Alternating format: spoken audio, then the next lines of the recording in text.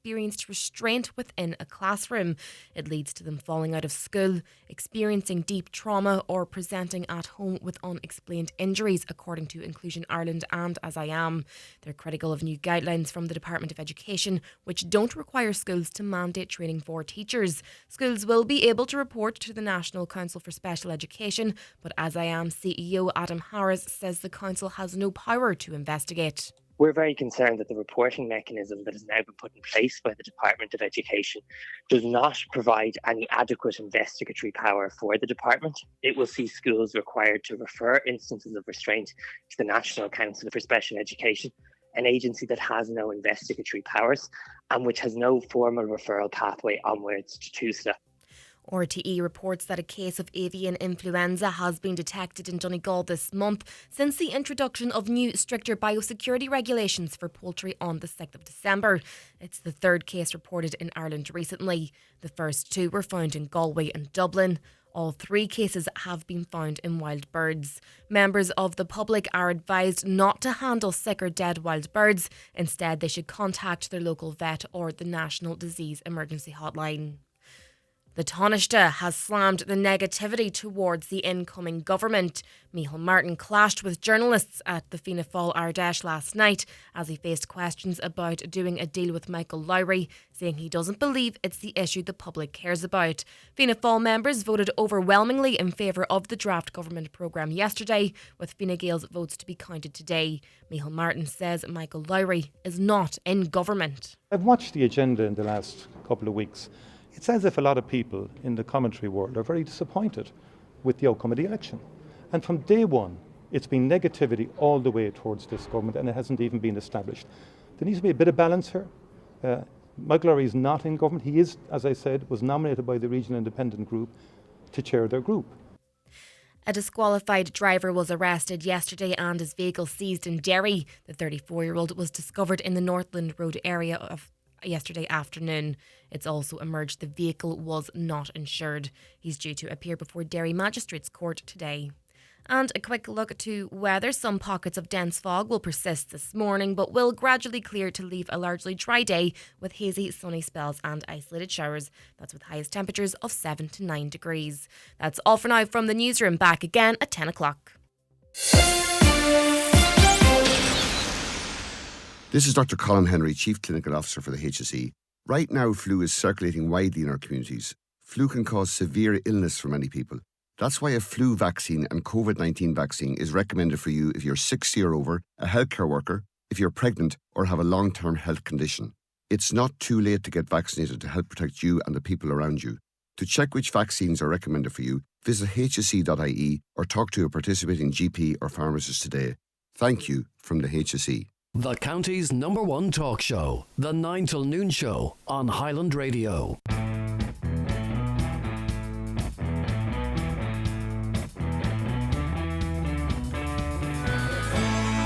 And a very good morning to you. This is the 9 till Noon Show on Highland Radio with Donal Kavanagh with you this morning on till 12 noon. If you want to speak to us about the issues of the day, we'd love to hear from you. Lots happening, of course, both locally and nationally and internationally at the moment, not least of which the inauguration of Donald J. Trump, which takes place later today in Washington. At present, Joe Biden is the president of the US. By the time the evening comes around, the president of the US will be Donald J. Trump. And what implication is that going to have for us over the next couple of years? Will his presidency this time be different to his presidency last time? Give us your perspectives, give us your thoughts. You can contact us by text or WhatsApp on 086 60 25,000. You can call us, of course, 074 91 25,000.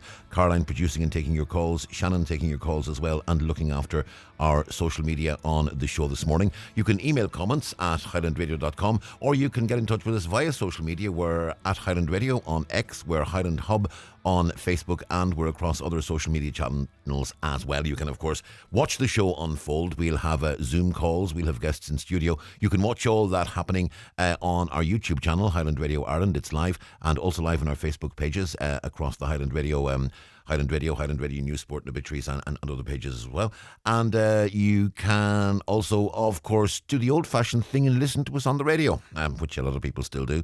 Available, obviously, through your smart speakers and phones and all sorts of devices. I mean, it amazes me. If you had taken the sort of 20, 21-year-old me that was working on a bit of pirate radio while still in college, and then went off and did a few radio ships and things like that back in the early 1980s, and said, oh yeah, by the way, people can listen to you on a telephone they'll carry in their pockets, I'd have gone, yeah, Star Trek, I know.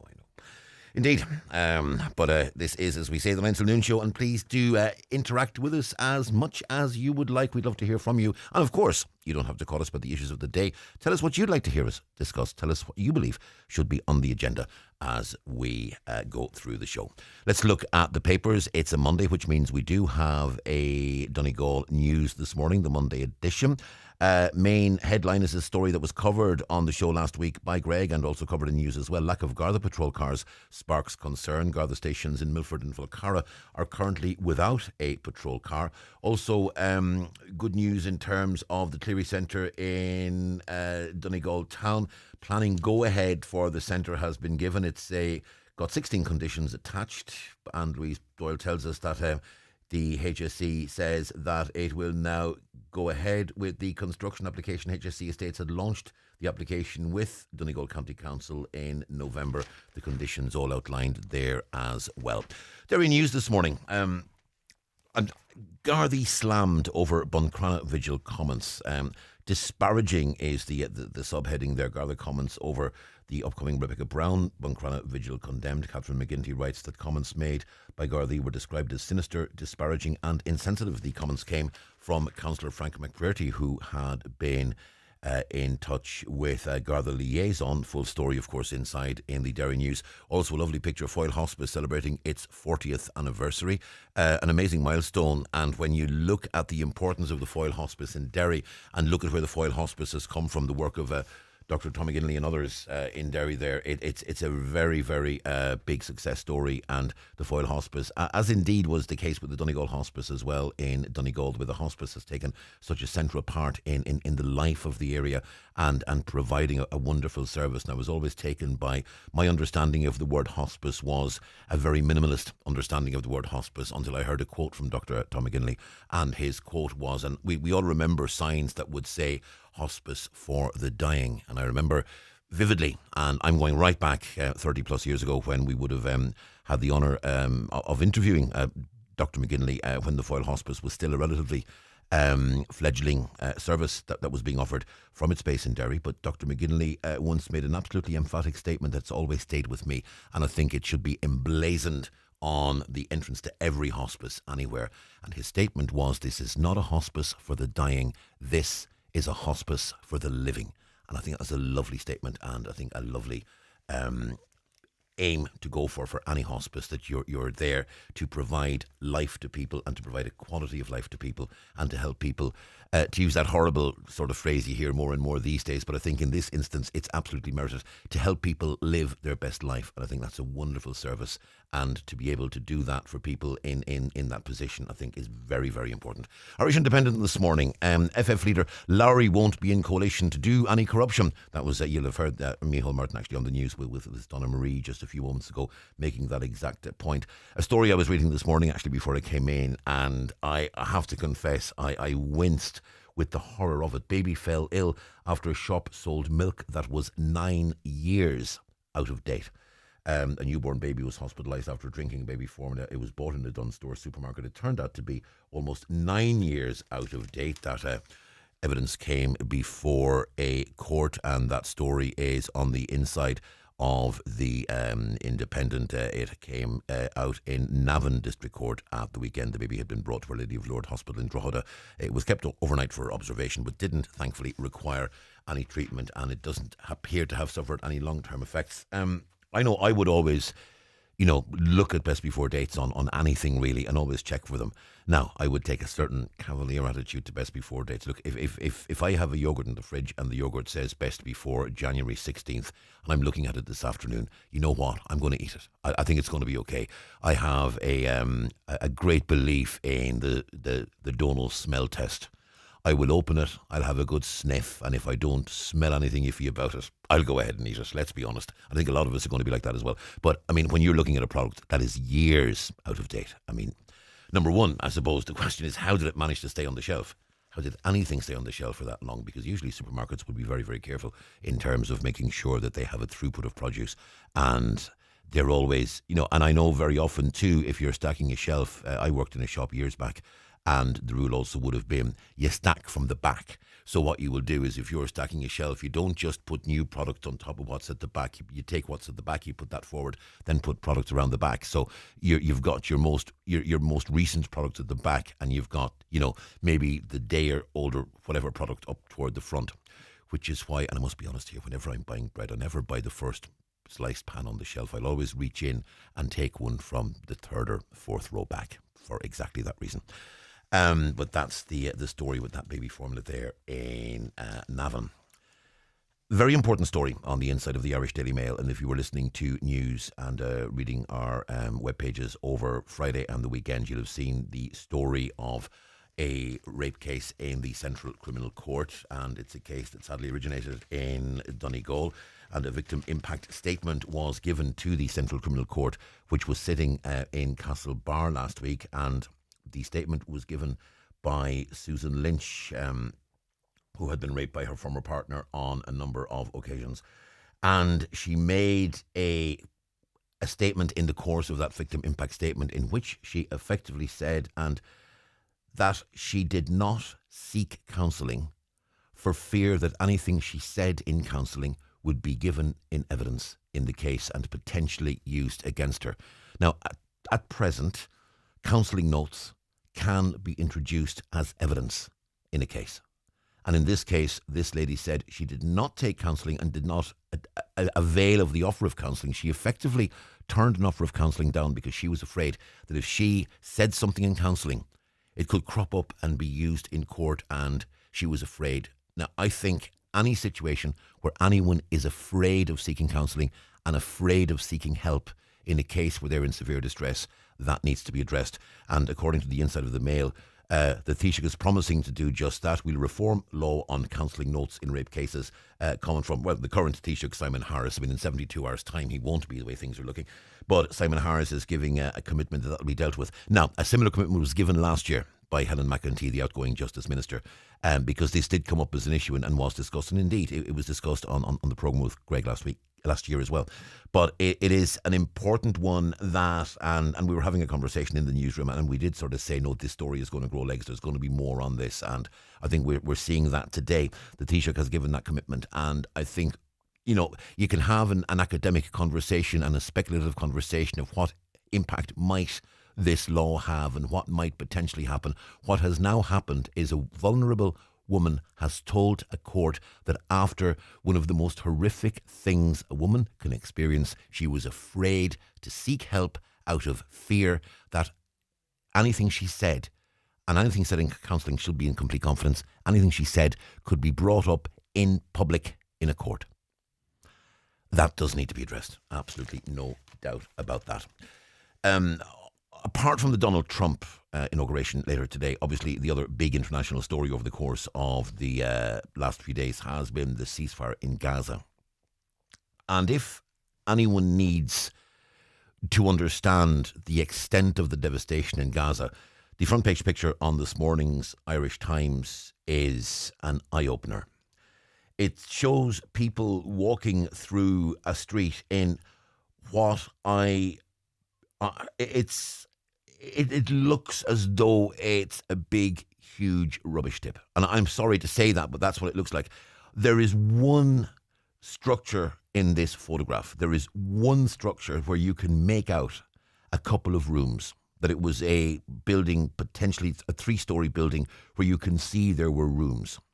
That is the only thing in that picture that has any form whatsoever. It is this huge picture that just shows devastation.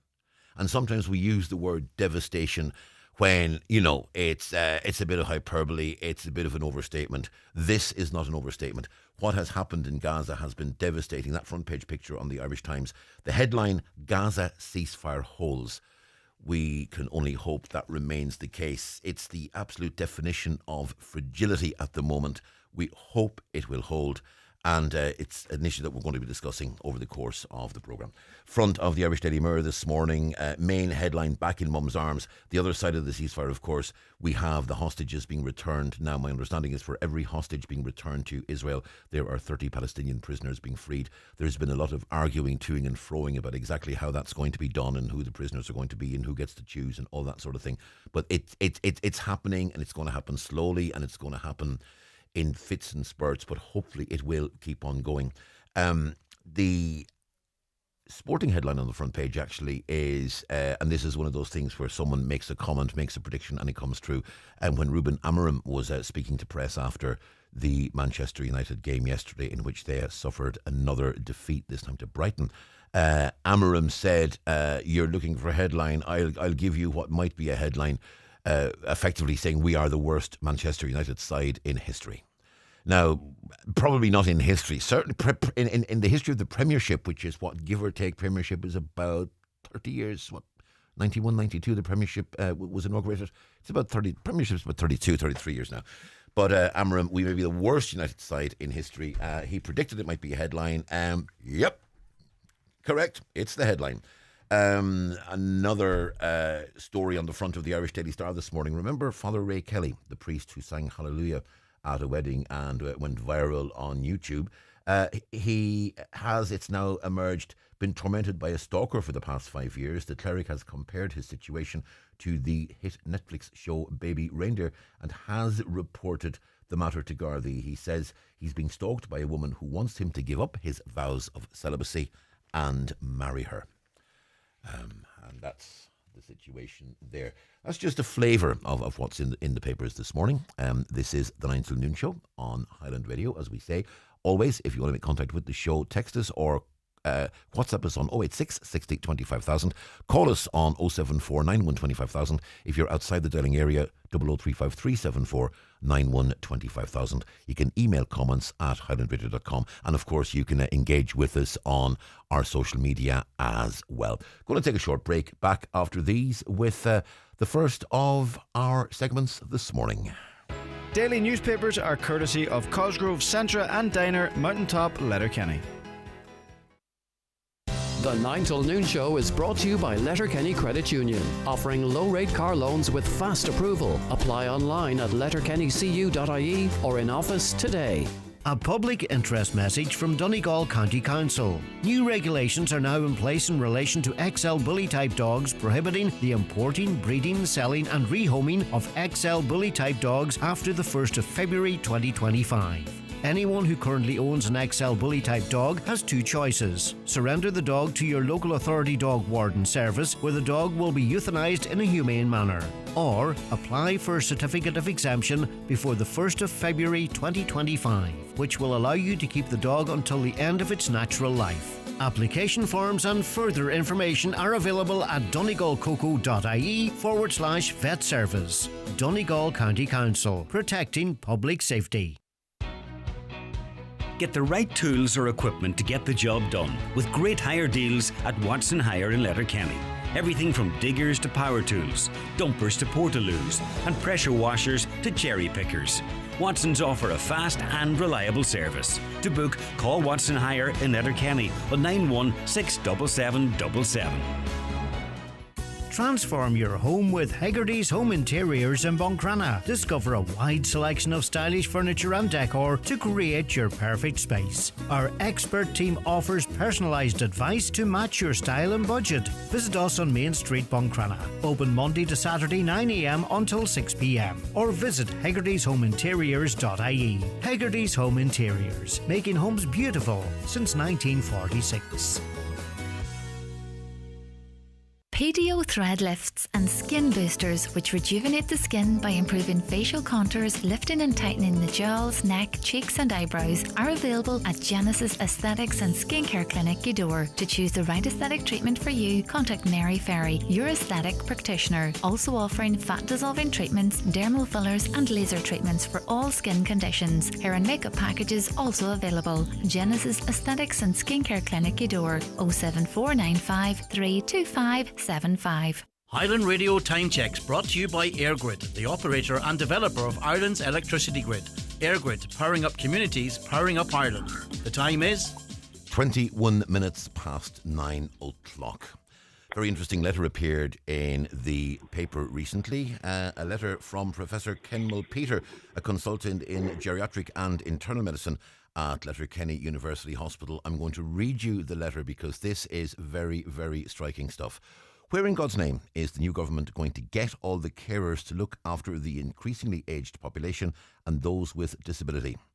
As Lord Darcy said in his recent report on the NHS, if you don't fix the social care issues, you're never going to solve the hospital overcrowding issue. I'm afraid I don't see any light at the end of the tunnel.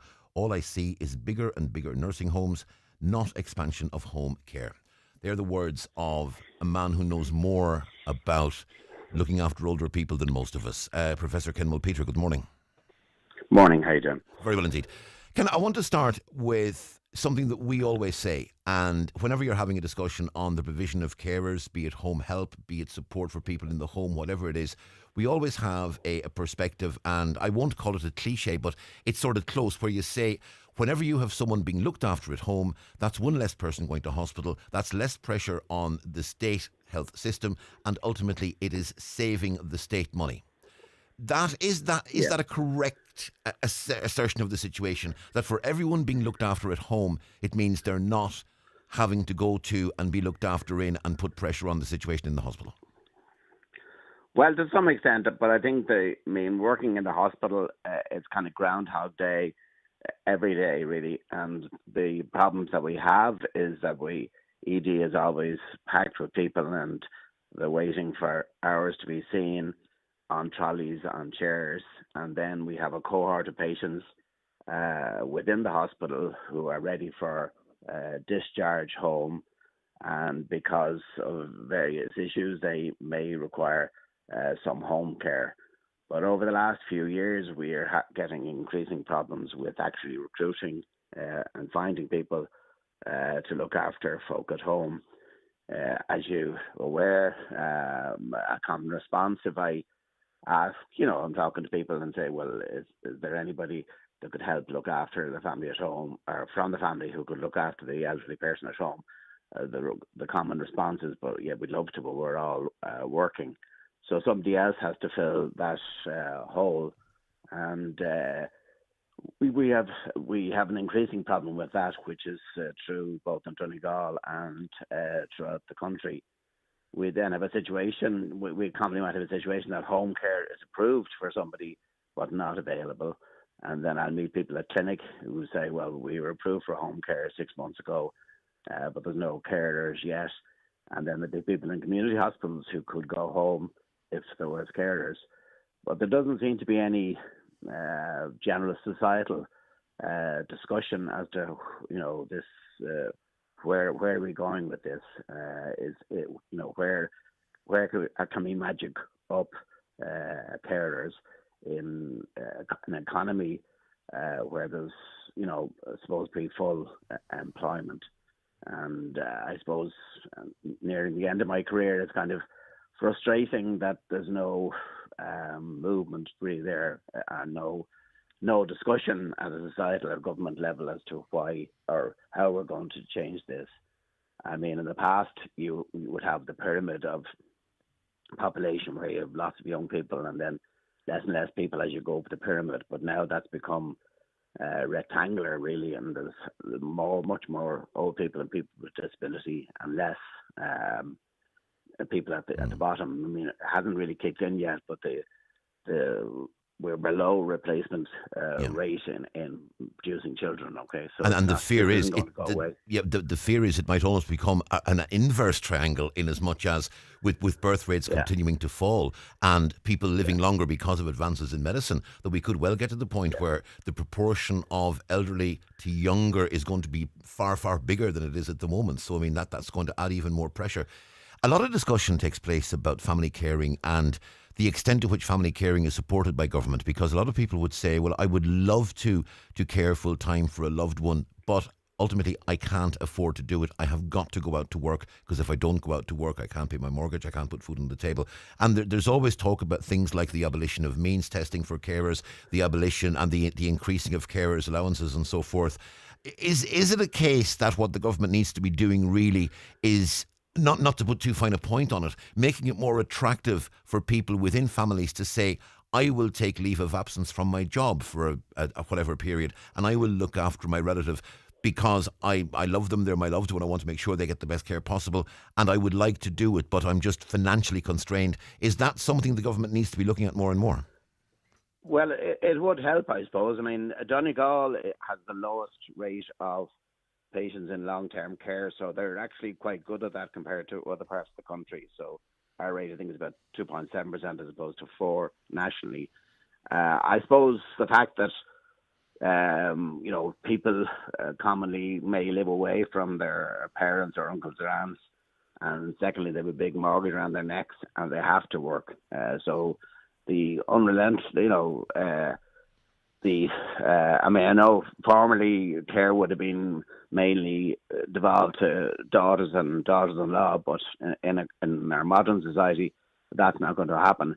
So I think money makes the world go round. So there has to be some sort of financial incentive to facilitate people who want to look after their elderly at home, for a period of time. Whether there's as much intergenerational solidarity between young and old, I'm not really sure. Like, we have kind of grandparents looking after their grandchildren because both parents are out working, and there can be a quid pro quo, but this has been going on for quite a while, but it doesn't. The main reason for writing the letter was just maybe to vent, but also to kind of maybe we need to have a national discussion about this, because we don't seem to address that. The same for, paying for childcare. If parents are going to work, well then, or can we facilitate some parents staying at home to look after their kids and so on. But we're kind of outsourcing the care at both ends of the spectrum for children and for elderly people. But the question is, who's going to do that care? The other thing that's going to be crucially important for anyone who is getting involved in caring, be it for a loved one or be it to work and so on as a home help or within the caring, there are a number of private care organisations as well which provide an important service to many. The level of support in the community for them, particularly in terms of medicines, because we know, for instance, a home help cannot give medicines, a home help cannot help someone take their medicines, and that's very much an issue with home help that I think a lot of people maybe aren't aware of, that someone said, oh no, the home help can help them take their tablets. No, they can't. My understanding is the home help is absolutely forbidden from doing that. They cannot get any involvement. But you're looking at more services in the community. We're seeing more and more primary care services being opened, primary care centres being opened. And I think a really interesting one that's been pioneered in this area actually is that Pathfinder service, where if someone becomes ill at home or takes a fall at home, someone goes out to them to see if they can actually care for them in their home rather than have to bring them into the hospital and take them into that hospital setting. And if we get more and more services like that, where the health service is coming out to people in the community, maybe that will take the pressure off carers and perhaps make it, I won't say more attractive, but make a carer feel more supported when you have something like Pathfinder who can come out to them if necessary. Yeah, I agree with that. I mean, but, the caring role in our society is less valued than other roles, and we need to enhance and improve the status of people, both relatives and home care providers, to do that. And I think there has to be an expanded role of the home carers so that they can give tablets, they can give insulin, they can do dressings and that sort of thing, and do a bit more. It seems a bit daft, and that they can't do more than that. And with fairly simple training, they could. But I would be terrible if we had the situation where home carers rush in for 15 minutes, do personal care, rush off to the next one, and so on. And the question has to be asked: is this the sort of society that we want, and is this the sort of care that we want for ourselves when we're a wee bit older? And sadly, that is the model that many find themselves covering, because you may have a home help who has to cover a wide rural area, will say, just to pluck a place, they will say somewhere like, maybe it's somewhere around about Creasla, somewhere around about Culdaff, somewhere around about Brooklas, where they have 8 or 10 people they have to visit, and those people may live within a 25, 30 square kilometre area. So yes, they are going to be hopping 20 minutes here, 30 minutes there. Are you then talking about college courses, talking about whether it be a post-leaving certificational course for basic carers, or whether it's more, whether we effectively go to ATU and say, look, bring in a certificate, bring in a diploma? Yeah, well, I don't, some of the home care providers, may want to do it on a part-time basis and don't want to be tied up in bureaucracy. But I think we should be able to, by in-service training, bring them up. We should be able to pay them more and make it a more attractive option for people to do. Now, whether there are the folks out there who want to do that, I don't know. I mean, the nursing homes sector is staffed in the main by non-nationals, and whether we end up going the same route with carers, I don't know. But we literally have to find the bodies if we're going to continue the plan. Everybody has this platitude that everybody should stay at home as long as possible. But if you're going to say that, then you have to show me the money. You need to fund that and facilitate it. And at the moment, being a home care, if you're family or if you're coming in, is not attractive. People don't go on the front page of the Dairy People saying, I'm a very happy, very well paid home carer. It's kind of an imposition rather than an attraction. And it's so I'm old enough to know that the past was very high rates of unemployment. I never thought we'd get to the stage where we're looking for people. If we're looking for social workers for us, and we're looking for physios and OTs and everything, and can't get them. So we do have to look this in the face. And I think from the point of view of the government coming in, that they just have to have an honest discussion with the population. Even that might be a bit hard, and discuss where we're going as a society. And that point you're making is important, because you're saying, look, this is not just a matter of government intervention. This is a matter of having a societal conversation. Just a couple of comments that are coming in. A caller says, get rid of means testing for carers allowance. I think that's one we hear again and again, and it is part of the incoming programme for government. A caller says, a lot of home carers do very little. I agree with the professor, their role needs to be extended to do more. And now, I think in fairness, now when the caller says they do very little, they're not saying they do very little because they're lazy. They're saying they're doing very little because they're giving a workload that doesn't allow them to do anything more. And I know from personal experience, I know speaking to carers in a family setting, they have said to us, look, we would love to do more, but we can't. Another caller is saying the incoming government has no problem finding money to create new jobs for more ministers, plus more travel expenses, and yet no money to pay for home carers, nurses, Gardaí, etc. It's a point being made by many. Another carer says, we look after my mother, but we aren't eligible for carers allowance, but do require a high salary to pay for a defective concrete house. It is so frustrating. Many, I suspect, are in that exact situation. They would love to do more, but they can't because of financial constraints. So much pressure on families. Many of them fall out and don't want to care for parents because of the lack of support. Many families try to care for parents at home, but the lack of respite burns them out. Another caller says, what happened to all the convalescent homes? They bridged the gap from hospital to home. And I mean, I suppose that really is what the community hospitals were expected to be. That would have been the role for places like St. Joseph's, places like Buncrana, places like Remelton, and indeed hospitals such as the one that's being built not 1,000 yards away from where I'm sitting. I mean, just opposite the hospital. What we would call community hospitals would in the past have been convalescent homes, step-down facilities. Well, the Years Ahead, which is a report, must be from the 70s now, envisaged that the director of nursing in each of those community hospitals, say Falcarra or Dunlow or whatever, Buncrana, would be responsible for the care of the elderly in their community, and they will be able to know who is in bother, be able to predict who's going to run into bother, and basically that the service will be organised around those community hospitals. And that was one of the attractions that for me to come to work here. But that's kind of fallen by the wayside, and then the patients who the patients who are long-term care in community hospitals are controlled from Dublin, not locally, and, we have the situation that I now have a patient in one of the wards, and he'd say, for argument's sake, from Falcarra, and there's no bed in Falcarra, and somebody says, well, will he go to a bed in Cairn, which seems to me to be very inhumane, but that's the kind of, there's lots of people in the hospital trying to discharge patients all the time, and I find it a bit, upsetting, I suppose, really, and I wonder what happened myself. Or yourself. If you would rather not comment on this, I will absolutely understand it. But one of the perspectives we hear quite a lot is that the HSE effectively hasn't worked because it's just created a big centralised bureaucracy that's heavy on management and doesn't have any particular local representation. What we really need to do is an effective return to health boards where decisions are made locally and decisions are accounted for locally. Would you have a perspective on that? Well, I think that's the way we're going with Slump Care. So there's one guy now who's responsible for all healthcare in Donegal, okay? And I was talking to him on Friday.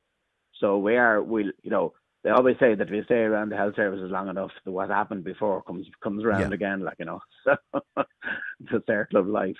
So I think we're going back to that, okay? And I mean, the community services for diabetes and COPD are going that direction. But I think we still have a marked,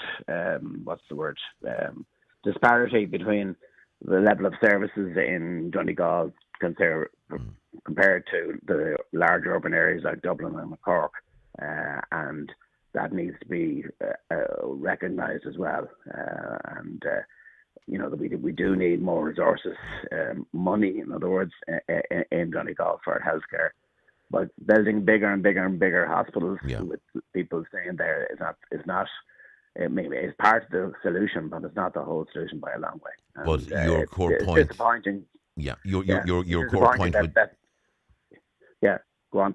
Yeah, I was thinking your core point would be that yes, we do need more money, and yes, more investment is part of this. But alongside that, more money is not going to work if we don't have a frank and honest societal and government to society conversation about this whole issue. Yeah, exactly. Yeah, exactly.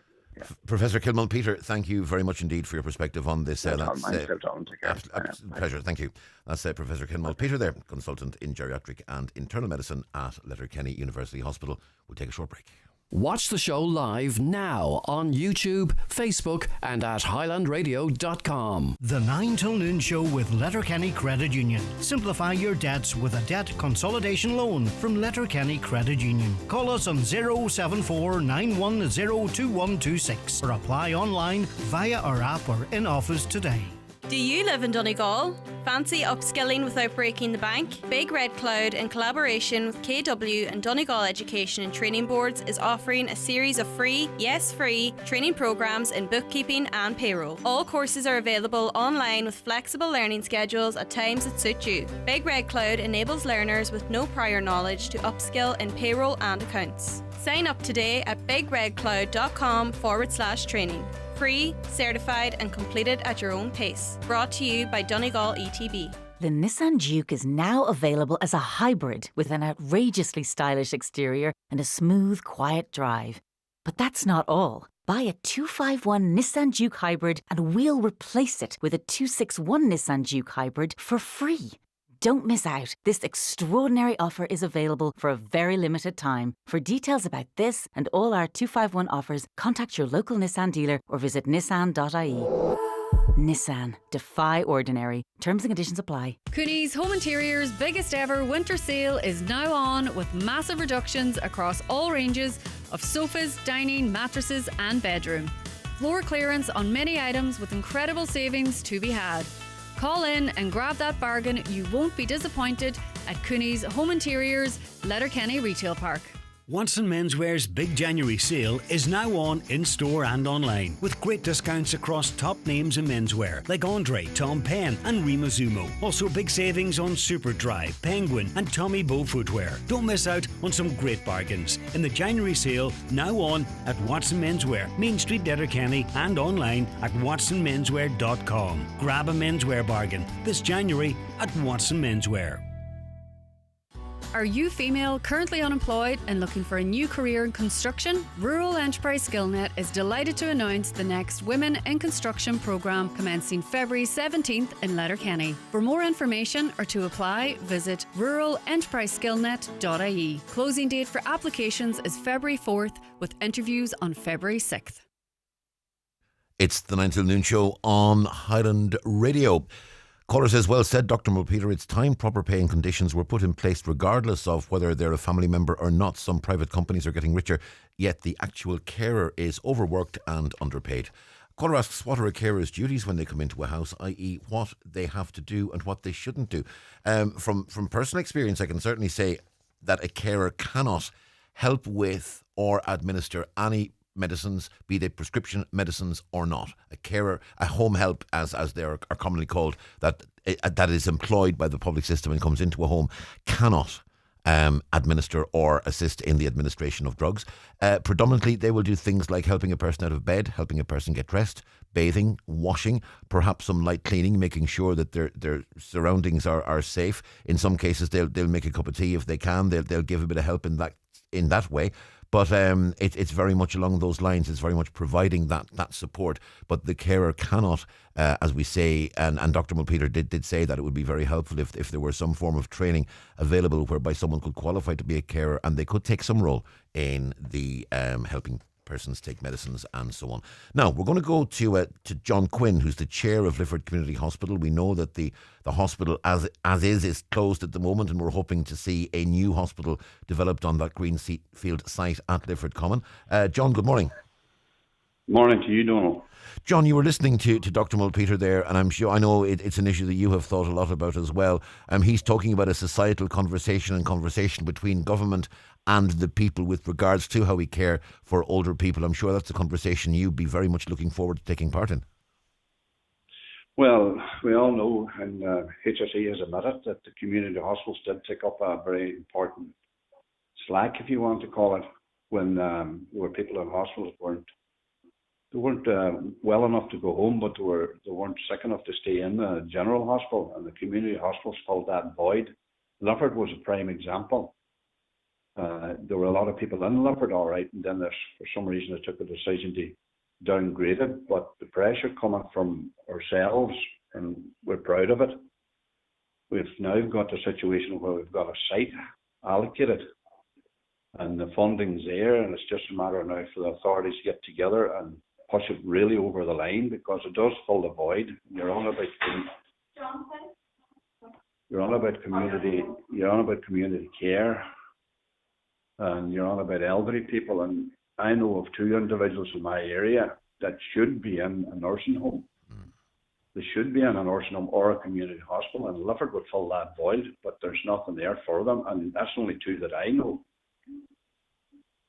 And that's the other side of the equation, that we do need ongoing investment in the public hospital system. We see a new community hospital being built in Letterkenny, and indeed it has to be said, in fairness, Lifford would have taken a lot of pressure off Letterkenny in the days when Letterkenny didn't have a community facility. And I'm sure many people from Letterkenny passed through Lifford and were very glad to be able to do so. Yeah, I mean, we're campaigning away, and we're meeting again on Wednesday night, and I think we're expecting more good news. We're waiting on planning permission and the administration part of it, so we're expecting that to go ahead. The HSE have given a full commitment to it. The County Council have allocated the site, and it's now down to the government, the Department of Health, to provide the funding for it. We're not talking about big money, we're talking about a few million. All right, it's a big lot of money, a few million, but the benefit from it is going to be enormous. You need to think about it. You know, the Lifford area covers from the Reelan Bridge right down to Calais. It's a big area. It is indeed. And hopefully, you know, in the future, when we get the Letterkenny one online, when we get the new one in Lifford online, and there are promised upgrades and updating at St. Joseph's, it'll mean a substantially better provision of care. Now, funny we say that. I mean, a caller has just said that the work in St. Joseph's been stopped since before Christmas, and no one can tell me why. I'm waiting on respite and need an operation. This delay is potentially delaying that operation. You know, another caller says, for any found just any family that has John, paid. I'll have to go here, Donal. That's grand, John. Thank you indeed for your contribution there. It's an important one. We'll keep in touch, John. Thanks. That's John there, who's the chair of Lifford Hospital, and there is movement going on there. And as we were saying, Lifford, Letterkenny, St Joseph's, it's going to provide an important service, and hopefully what will happen is that the community hospital system will grow, and that we'll get that conversation. And I think if there was one thing to take out of what Dr. Mulpeter was asking there and saying, it's that there needs to be a conversation right across the board on this, because the situation as it stands is not sustainable. If we do need a training situation whereby people can train to take up a career in being carers, home helps, whatever name we put on it, but you give them more responsibility, you give them more training, you make that job an attractive job to do, which is going to mean improving pay and conditions, it's going to mean improving the circumstances in which people work. But there does need, it seems to be a need for this fundamental conversation for how we will be looking after older people in the future as they need it. Because as we said, birth rates are falling, life expectancy is increasing because people's lives are being prolonged by medicine, and that's going to create a situation where we have fewer people working and we have more people in need of the service. We're going to take a short break. Back in a moment. The 9 till noon show is brought to you by Letterkenny Credit Union. Digital loans now available. Apply online or via our app today and get your loan transferred directly to your current account. With the phasing out of R32 refrigerant and heat pumps, discover next generation comfort with the new award-winning Grant Airona R290 heat pump, delivering exceptional performance with quiet operation. The Grant Airona R290, heating for the future. Think heating, think Grant. Visit grant.ie. Visit Century Complex for a perfect family day out. Kids will love exploring Century Play. Hours of fun at our brand new indoor Crazy Golf. Lots of tasty options available in Backstage Bar and Grill. And at Century Cinemas, we're showing comedies, actions and adventure movies. Get in touch on 074 9121 or visit centurycinemas.ie for more information. Say hello to the new Seat Leon. I could tell you that our iconic hatchback has never looked sportier thanks to its bold exterior and full LED headlights. Or I could wow you with its advanced technology like adaptive cruise control, wireless Apple CarPlay and Android Auto. But what I really want to talk about is its power. Choose from petrol, diesel or the next generation of plug-in hybrid, offering over 100 kilometres of electric-only driving range, giving you the best of both worlds. The new Seat Leon. Visit seat.ie for our latest offers. Your local Seat dealer is DMG Motors, Clar Road, Donegal Town. Telephone 074 9721 396. An Advanced Healthcare Directive is a document which records your future healthcare decisions, including refusals and consents on treatment, surgery, medicines and resuscitation. All adults, and particularly those using healthcare services, should make an Advanced Healthcare Directive and give a copy to those who need to know. For information on how to make your own Advanced Healthcare Directive, visit safeguardingireland.org. Protect your healthcare wishes from Safeguarding Ireland. Highland Radio weather updates with McElhenney's. Join us on March 8th for our special occasion preview with the sparkling afternoon tea in Harvey's Point. Tickets go on sale Friday 31st of January at 7 p.m. Available from mcelhenneys.com. Well, the forecast, a couple of pockets of dense fog will persist, but they'll gradually clear over the course of the morning, leaving a largely dry day with hazy sunny spells and isolated showers. Top temperatures 7 to 9 degrees Celsius in a light variable breeze. Tonight a mix of clear spells and scattered showers, some mist and fog forming again. Lowest overnight temperatures a bit cooler than the weekend, 0 to 3, with a touch of frost developing in a light southerly or variable breeze. Tomorrow Tuesday we'll have highs of 5 to 7, mist and fog again slowly clearing. Scattered showers and sunny spells for the rest of tomorrow. So not necessarily as nice as it's been, but hey, as long as we're in positive temperatures these days, that's about the best you can hope for and you can ask for. We're going to go to a very special guest this morning because a very important part of the local economy here in the Northwest is the Shop LK initiative, as run by Letterkenny Chamber, joined in studio by Tony Forrester, who is Letterkenny Chamber's CEO. Tony, very good morning to you. Good morning, Donal. Pleasure to have you. Tony, Shop LK, anything like that, it's going to take a while to get off the ground, to develop a profile, to build up, but the momentum is there now and Shop LK is going from strength to strength. Yeah, I mean, for probably the last 18 years, we have increased our sales. So even when, do you remember back in the financial crash, our sales were increasing, but that was partly just to do with people wanting something different. So we've been really successful, and it's just growing and growing and growing. I always think everybody in Letterkenny must have a card at some stage in their wallet or in their pocket or something, because we're so big now. So this year's been another, or 2024, should I say, was another record-breaking year for us. And it's been the 20th anniversary as well. A lot of people won't actually be aware it's going that long. No, the guys first set it up as just a local shopping initiative, and then 2 years later added the vouchers. Yeah. And the vouchers have just grown and grown and grown. When I first joined the chamber in 2008, there was about 38 shops. Yeah. Now we have 260. And the norm now is that shops accept them, because always one of the problems with a thing like a voucher scheme is getting to the point where you have enough buy-in across the system, because there's no point in, and there's nothing worse than having a voucher and going to a shop and making it, and then say, oh no, we don't take them, and I would be hard pressed now, I think, to find a retail business in Letterkenny that doesn't. There's very few. Yeah. And I suppose that's what people said to us over the years, who doesn't take them as opposed to who does.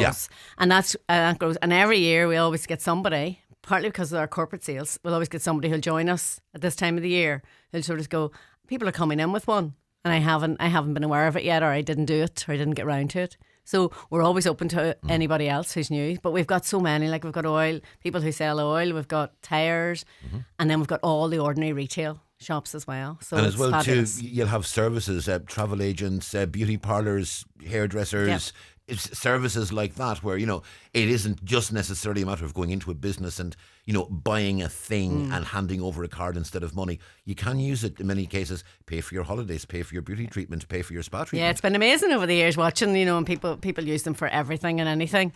And we always say, don't just keep a Shop LK voucher to spoil yourself. It can be for anything. And people use it in January. It's funny because people do use it for oil, and they use it for tyres, and they use it for all that stuff that they need. So it's an amazing, I suppose, initiative that was way before my time, and it's just growing and growing and growing. An important question that's come in, because I know there is shall we say, a well-known national card where this is a major issue, as I have found to my cost. Does the Shop LK voucher depreciate?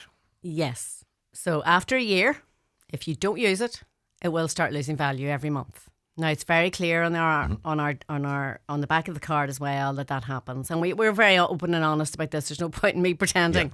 Yeah. Most people, we find our sales, because we can see how cards are spent. Most people do spend it within a year. They don't let it lag, and most people have got used to, if they've lost one 250, they won't lose another one. So we try our very best to communicate that, and this is a good time to say that as well. So we're not hiding anything, but our cards are really easy to use. They really are. They just go in with the card, swipe it, and it's done. And is it that it goes down by €2.50 a month, or is it a percentage base? It's just €2.50. No, it's €2.50 a month, and it's very clear. So if you lose, and some people come in to us to check their card balance. So we'll look at it and we can say, oh, you lost one. Yeah. Go and spend it before the next month anniversary's up. Yeah. And they do.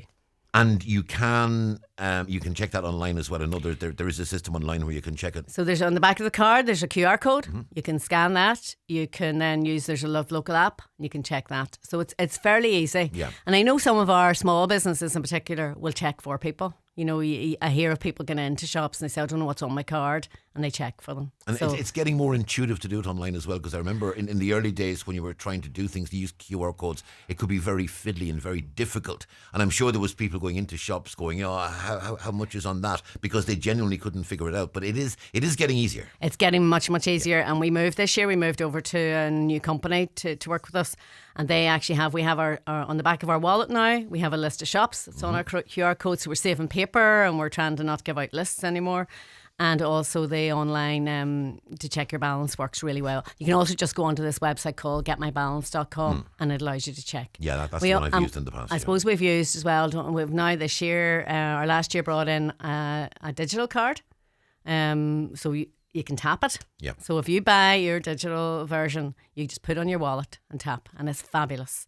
So all those new things are really, really helping here. Let's talk figures, because the amount of money spent on cards in 2024 was just over 7 million.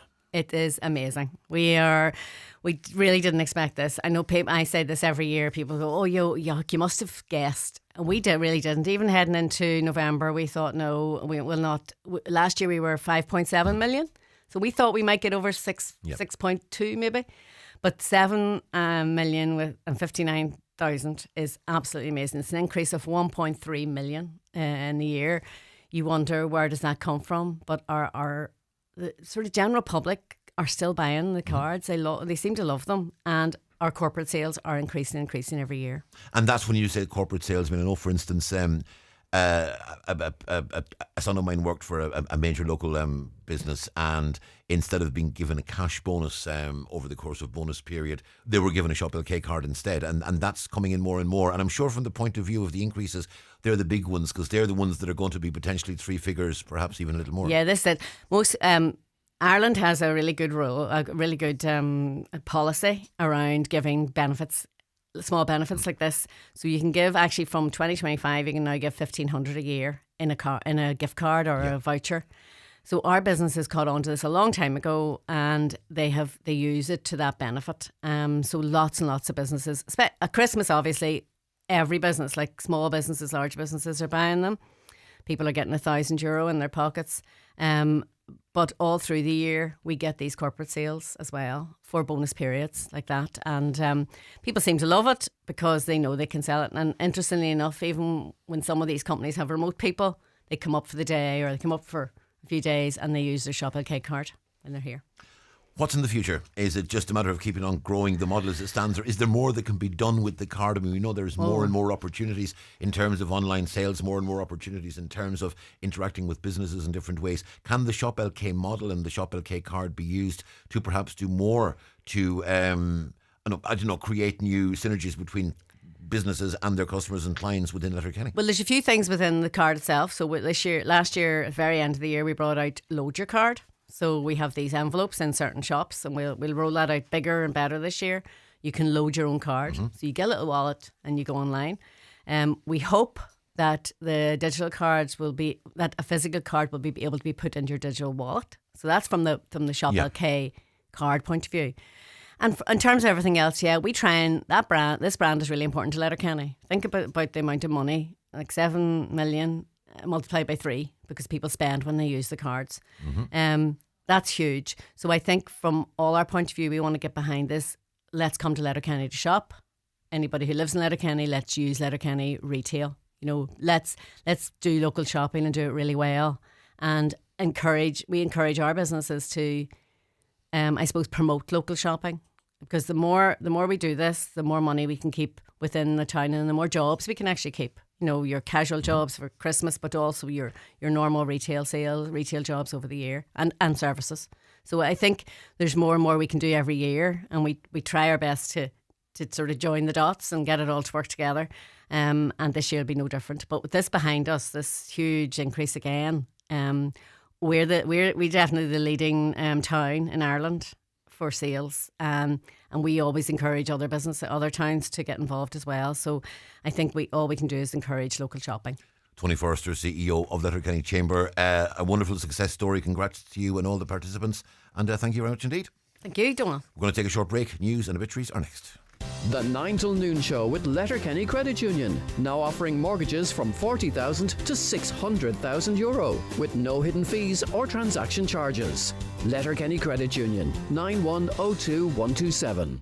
At DoorTech Garage Door Systems in Kilmacrennan, we specialise in the supply and installation of all types of industrial roller doors and garage doors. Whether for your home, business or farm, our doors offer the security you need. For premium quality doors, call DoorTech on 9139941 or visit doortech.ie.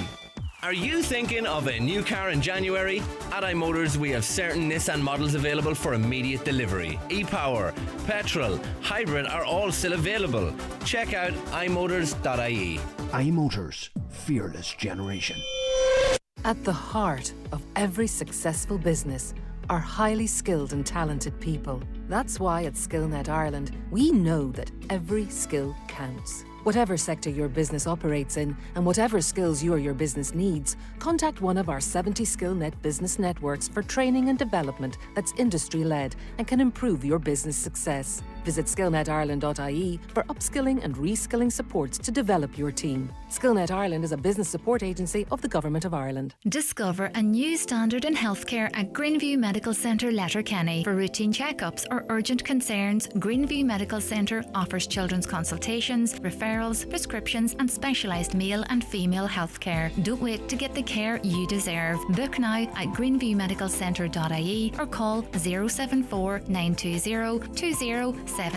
Open Monday to Friday, 8 a.m. to 6 p.m. Greenview Medical Centre, Riverside Retail Park, Letterkenny. A new health horizon.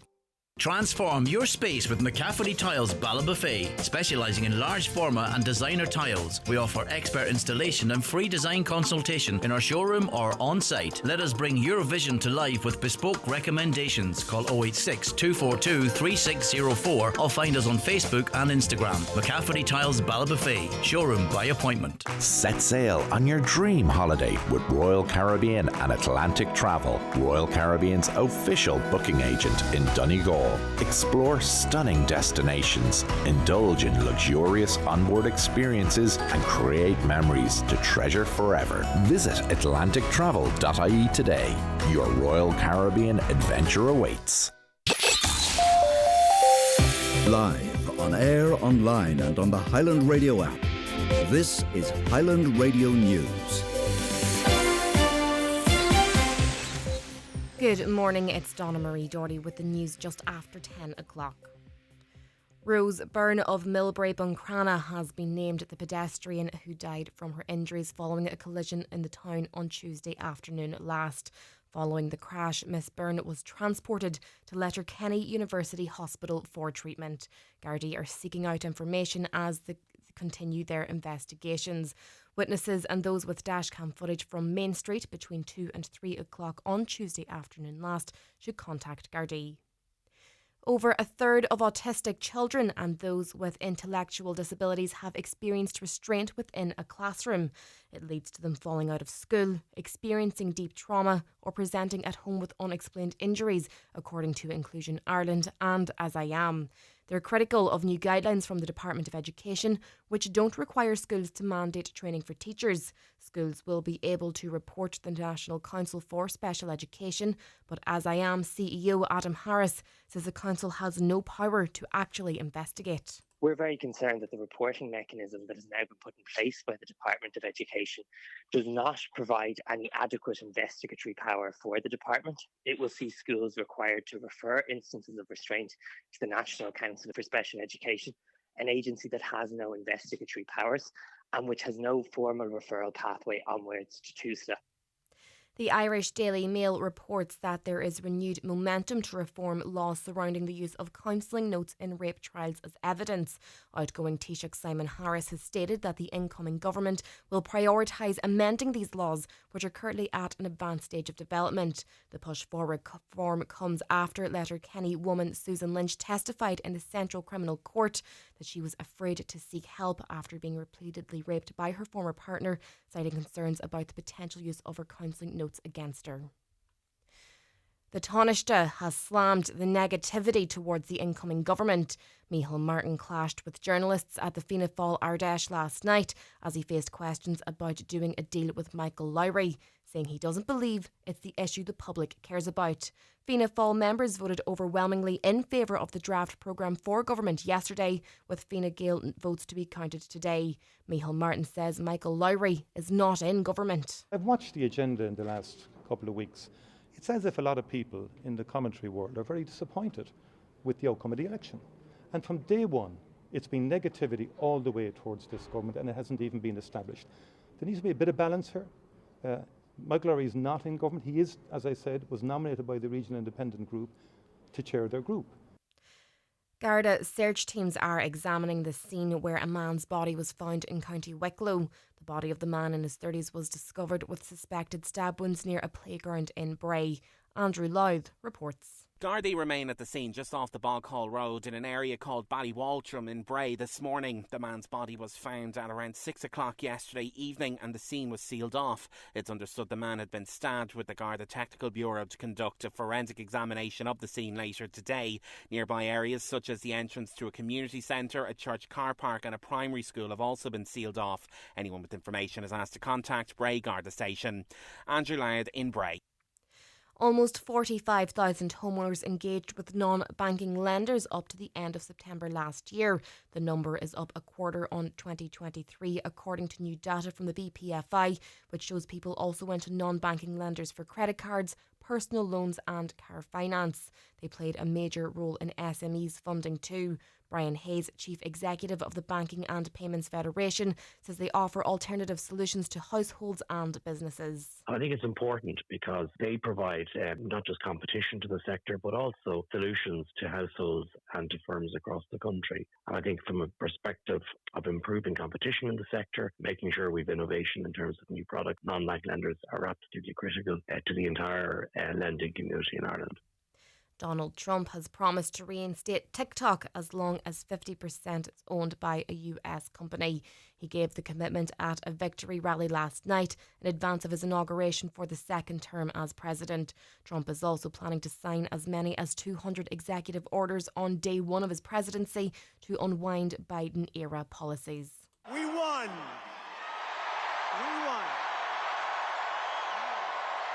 I will end the war in Ukraine, I will stop the chaos in the Middle East, and I will prevent World War III from happening. Pockets of dense fog clearing this morning to leave a largely dry day with hazy sunny spells and isolated showers. Highest temperatures of 7 to 9 degrees in light variable breezes. That's all for now from Highland Radio News. Back again with headlines at 11 o'clock.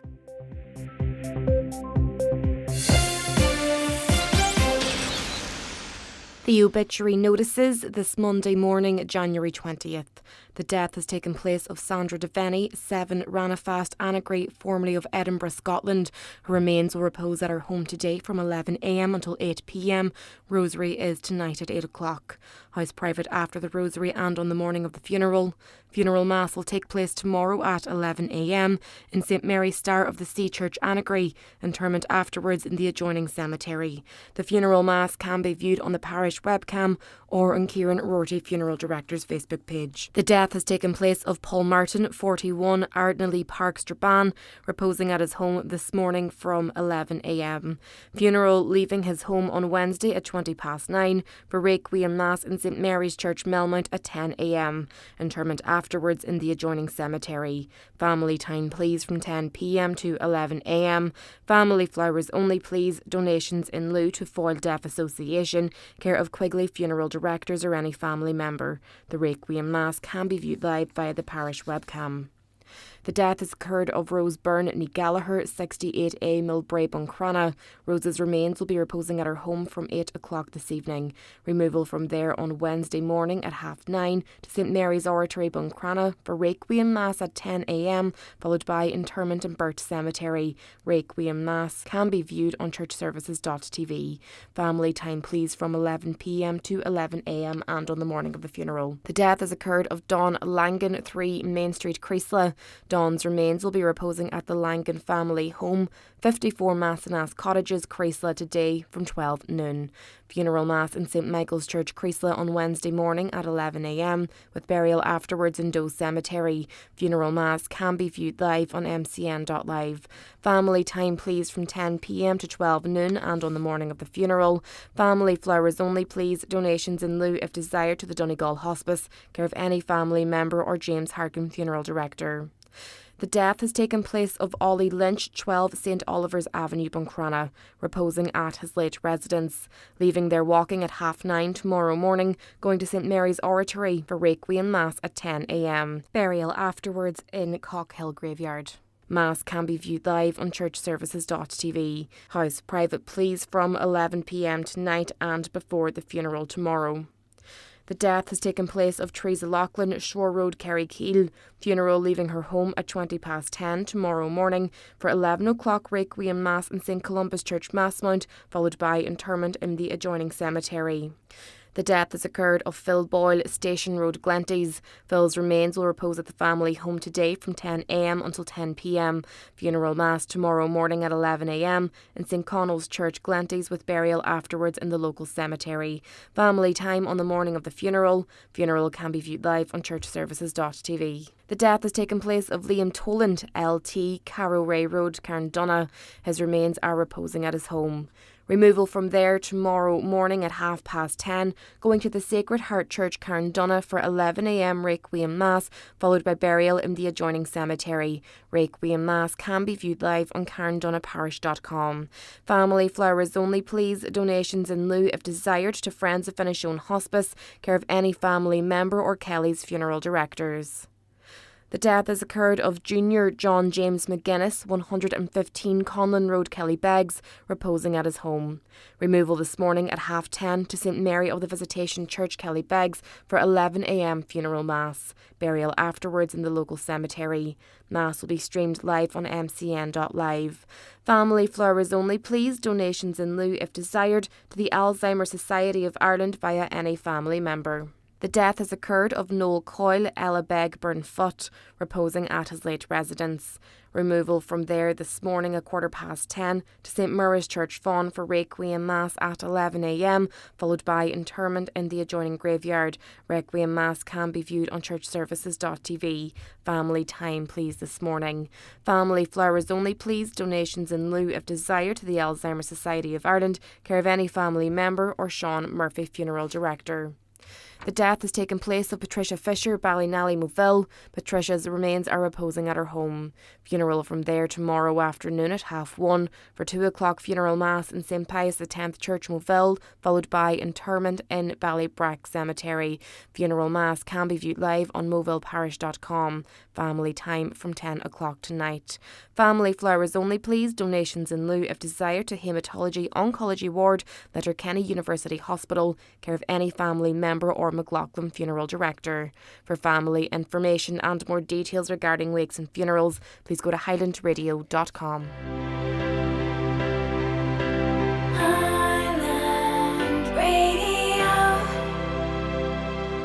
At Uno Energy, we've already shaken up the energy market with the really simple offer, Ireland's cheapest electricity. Now we're shaking it up again with another simple offer, Ireland's cheapest electricity and gas. So the choice is simple. Get Ireland's cheapest dual fuel deal at unoenergy.ie and save up to €900 a year on your energy. With Uno Energy, you just know. Uno Energy discount fixed smart dual fuel rate EAB €2353. For T's and C's, rates and savings calculations, see unoenergy.ie. Suppliers' pricing may change. This is the 9 till noon show on Highland Radio, hour 2 of the programme, and you're very welcome back. Just some of your comments. We were speaking to Professor Kinmel Peter in the first hour with regards to care of older people in our society, and one of the issues that came up was the fact that home helps and carers in the home, particularly those who are employed by the HSC, and it's the specific home helps that we're speaking about here, are not allowed to give out medication or administer medication in the home. That is the situation. One caller says that that should not be the case and people should be allowed. Another caller is saying something similar. In most cases, training is not needed to administer medications. Medication comes in packs with time and date. All that's needed is to make sure it's administered, stand and make sure it's taken, and so on and so forth. Absolutely. And I was in a case where I would have been administering medication myself to a parent, and I would have done on several occasions when we were in a position where we had to do so. And I have done that, and I certainly have. But I can also tell you that at the same time there were home helps coming to our home, not in Donegal, down the country, and they were not able to do so. So before the home, one of the things that, if we were on duty before the home help arrived, one of our jobs was to administer the medicine, because the home help could not do that. That is the situation. I'm sure there's various legal reasons for that and so on and so forth. But that is the situation for home helps that are employed by the HSC and come to support older people in their homes. They are not in a position where they're allowed to give up medicine at the moment. And one of the points Professor Mulpeter made was that maybe that should change by having training courses and special facilities to allow that to happen. Caller says, I have an inquiry regarding the status of the Masters of Pharmacy course that was awarded to the ACU Sligo campus. I have a daughter who's very keen to apply. We can't find any update or information on intake for September 2025. If anyone out there has any perspective on that, please let us know. Caller says, the comment from a listener saying that carers don't do very much and that they could do much more is an insult to carers in the community. Now, I did try to give my understanding of what that comment was. I do not believe that the comment was made in the context of, oh, carers don't do very much. I think the context of that, and it's important to say this, I think the context of the comment was that carers can't do very much because in the case, again, of home helps find themselves having to drive around and perhaps look after 7 people in one day, maybe 7 people in one morning. So they're in a situation where their time is limited with each person because they have to drive to the next home and have to drive to the next home and have to drive to the next home. And I suppose in many cases your home help is going to be very aware that if they're late to the next house, that means the person in the next house is late getting out of bed, is late getting a bath, is late getting the service that they require. So I don't think the caller in any way meant to say that home helps didn't do very much. I think the point that we're making in the context of the comment, and if I didn't get that across, I apologise, that is on me. I think the comment was very much that home helps are constrained in what they can do because of the huge workload they have and the limited amount of time they have in which to do it. Caller says, my wife is a HSE healthcare assistant working 7 days on, 7 days off. On her week on, she works almost 70 hours, starts at 7:30, gets home around 9:30. She drives around 500 miles per week going from client to client, providing invaluable healthcare, pretty similar to nursing level, absolutely, and has provided life-saving assistance on multiple occasions to critically ill individuals. And that is the case with many, many healthcare assistants working in the community. That is absolutely the case. And I think part of the issue here is that the pressure that those people are under and the workload they have means, and I'm sure that in the case of the caller, I'm sure that your wife does not get to give individuals the care she would like to give and the attention she would like to give, because I'm sure she's always having to watch the clock, aware that she's got to be somewhere else and she's got to be somewhere else and she's got to be somewhere else. And I think that pressure is on everybody in that particular system. Now, let's a few more comments before we will very shortly be going to our bingo numbers. So grab your pens and stand by. We're going there within a moment or two. Caller said, I've just received this. I think it's a scam. I've blocked the number, but just to get people aware, and it's a text. It says, MyGov pre-approved tax credit payment cannot be processed. Follow revenuepayment25.com to verify information. Absolutely, that is a scam. I mean, you know, that is so obviously a scam. It is, caller. It is most definitely a scam. There's absolutely no doubt about that. That's all I can say to that. In terms of as I say, bingo numbers are coming. So just please grab your books and your pens. Going there in just a moment. Just want to mention one thing before we go, and that is there are Garda drop-in clinics taking place in Inishowen this week. There is one this evening from 6 to 7 at the St Mary's Community Centre in Muff, and one from 7 to 8 in Colgan Hall in Carndonagh. And then on Wednesday, there's one 6 to 7 in Mallinhead Community Centre, and then 8 to 9 in the Buncrana Community Policing Unit. So tonight, Muff 6 to 7, Carndonagh 7 to 8, and then Wednesday, Mallinhead 6 to 7, and Glengad 8 to 9. Going to take a short break. Bingo numbers coming up. Back after these. The county's #1 talk show, the 9 till noon show on Highland Radio. It's time for Vision Ireland Bingo on Highland Radio.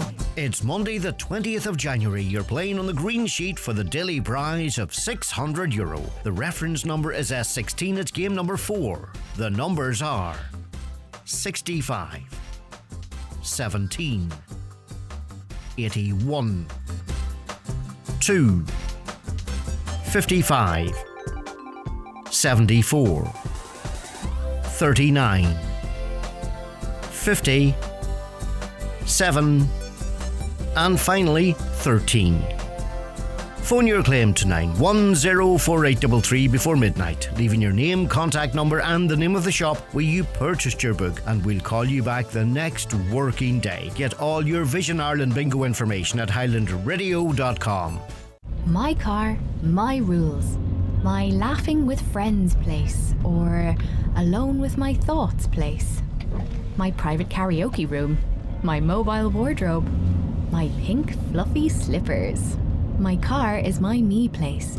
With AXA Car Insurance, you can protect the place where you can truly be yourself. And with accident forgiveness as standard, you won't lose your full no claims discount if you have an accident. Get a quote online or call into your local branch.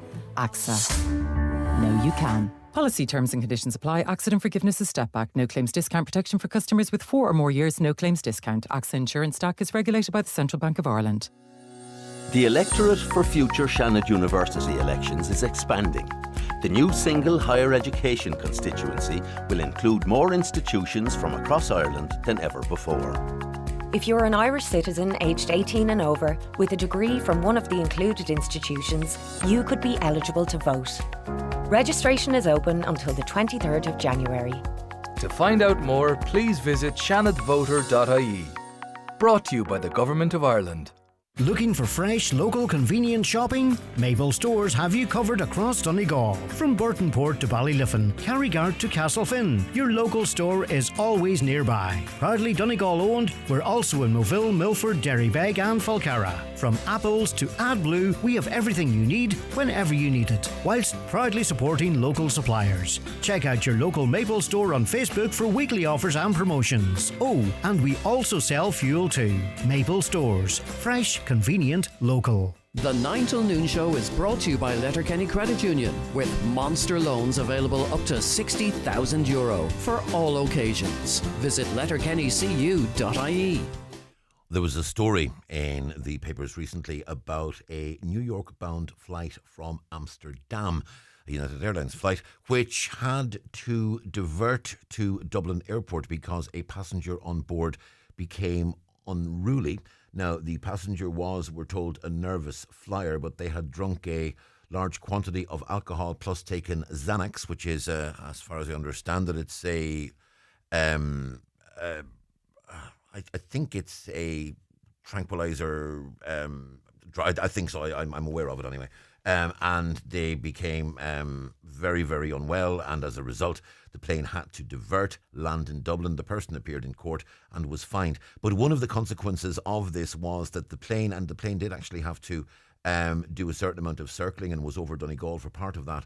They had to dump €30,000 worth of fuel because there are very strict rules with regards to a plane landing with fuel on board and how much fuel can be on board when a plane lands. Now, we're joined on Zoom by John Gibbons, who's an environmental campaigner and the founder of the climatechange.ie website. John, a very good morning to you. Good morning, Donal. Pleasure speaking to you. John, I mean, the dumping of €30,000 worth of fuel into the atmosphere from a plane, what's the environmental impact of that going to be? I suppose there's always an impact, Donal, whether the fuel is burned directly or whether it's dumped. There's an impact in both cases. The incidence of dumping seems to be relatively rare. According to the Intergovernmental Panel on Climate Change, they reckon that only about 0.01% of aviation fuel is actually dumped. This is a very unusual practice. Normally, as you say, the reasons for it is an emergency situation like you've just described. I suppose the real issue is at what altitude does the dumping occur? If it occurs at high altitude, say at cruising altitude, essentially the hydrocarbons that are released, they're very volatile, so they will basically just disperse in the atmosphere over a wide area. And while they're not very pleasant, these hydrocarbons, they will be highly dispersed over the atmosphere. The issue probably arises on when dumping occurs much closer to ground level. And this has happened in numerous instances where, for example, entire areas of farmland are doused with aviation fuel, and it's even occurred in a number of cases over cities where people report everything basically stinking of aviation fuel, that it actually makes it to the ground. So that can depend on the atmospheric conditions, but it also depends on how close to the ground is the jet when it dumps the fuel. But obviously, fuel is expensive. Airlines don't like dumping it. But when it is dumped, particularly at low altitude, it has the capacity to be a serious environmental hazard. And there was one particular case where it was dumped. I think it was in the Alaska over the Puget Sound, and it created what they described as an oil slick over the water there where it was dumped. And obviously, these are really, really nasty chemicals. So you're interfering with wildlife, with bird life, and with aquatic life. But the issue really is just how much is dumped. In terms of that environmental impact then, to put it crudely, are you saying that the closer to the ground it's dumped, the worse the environmental impact is going to be? Yeah, the worse the local impact is, absolutely. Yeah. If it's dumped at high altitude, it disperses into the atmosphere and just becomes another pollutant. And none of these pollutants, by the way, are particularly nice. None of them are good for you. Of course, there is another issue when, as I mentioned in my opening remarks, when you burn aviation fuel, it also becomes a problem. It releases, it turns into carbon dioxide and becomes a very powerful heat trapping gas. So we know about that, obviously, given aviation's oversized role in climate change. But it's also a significant polluter. And again, this occurs. The issue of fuel dumping is relatively minor, at least it's considered to be relatively minor. And one of the reasons, Donal, I would say that is that modern aircraft are supposed to be able to land even with the full load on board. So the aircraft are designed to be able to land with the full fuel load on board, but the issue is that some jurisdictions still won't allow this to happen.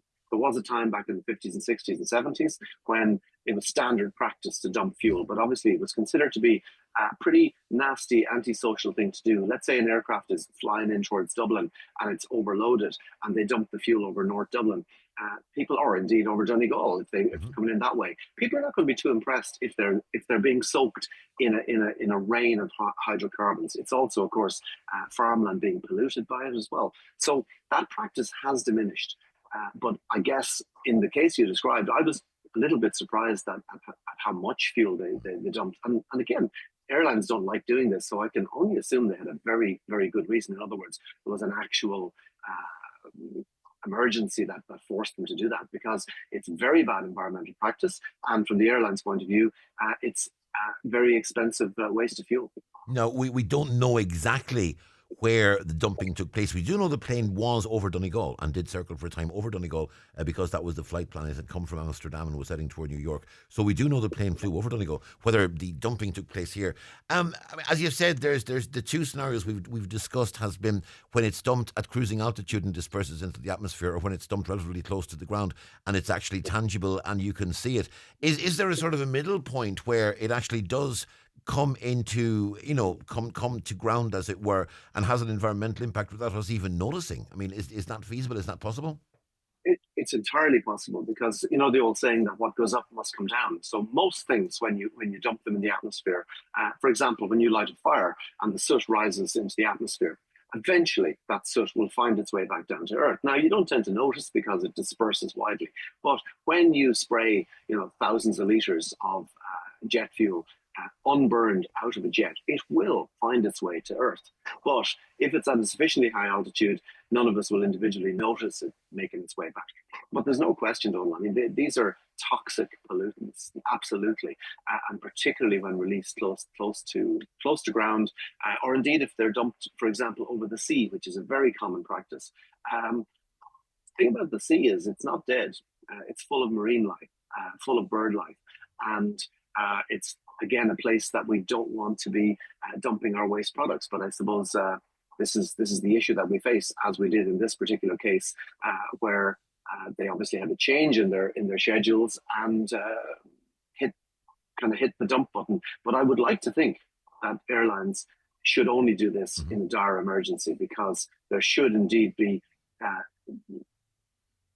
I think some regulation controlling this type of dumping, But I think a lot of this tends to be waved away on the grounds that it's an emergency. So in the particular case that you described, I understand the patient or the passenger was unruly, but I didn't get the impression that there was any threat to the aircraft. So it did seem to my, and again, I'm not claiming to be an expert in aviation security, but to my reading of it, it did seem like an overreaction to actually dump that fuel to do it. But again, there are other people more qualified to make that call. But will that decision have been made by the airline based on the airline's policies, or will it have been made on the basis of regulations in force over Irish airspace and with regards to landing at Dublin Airport?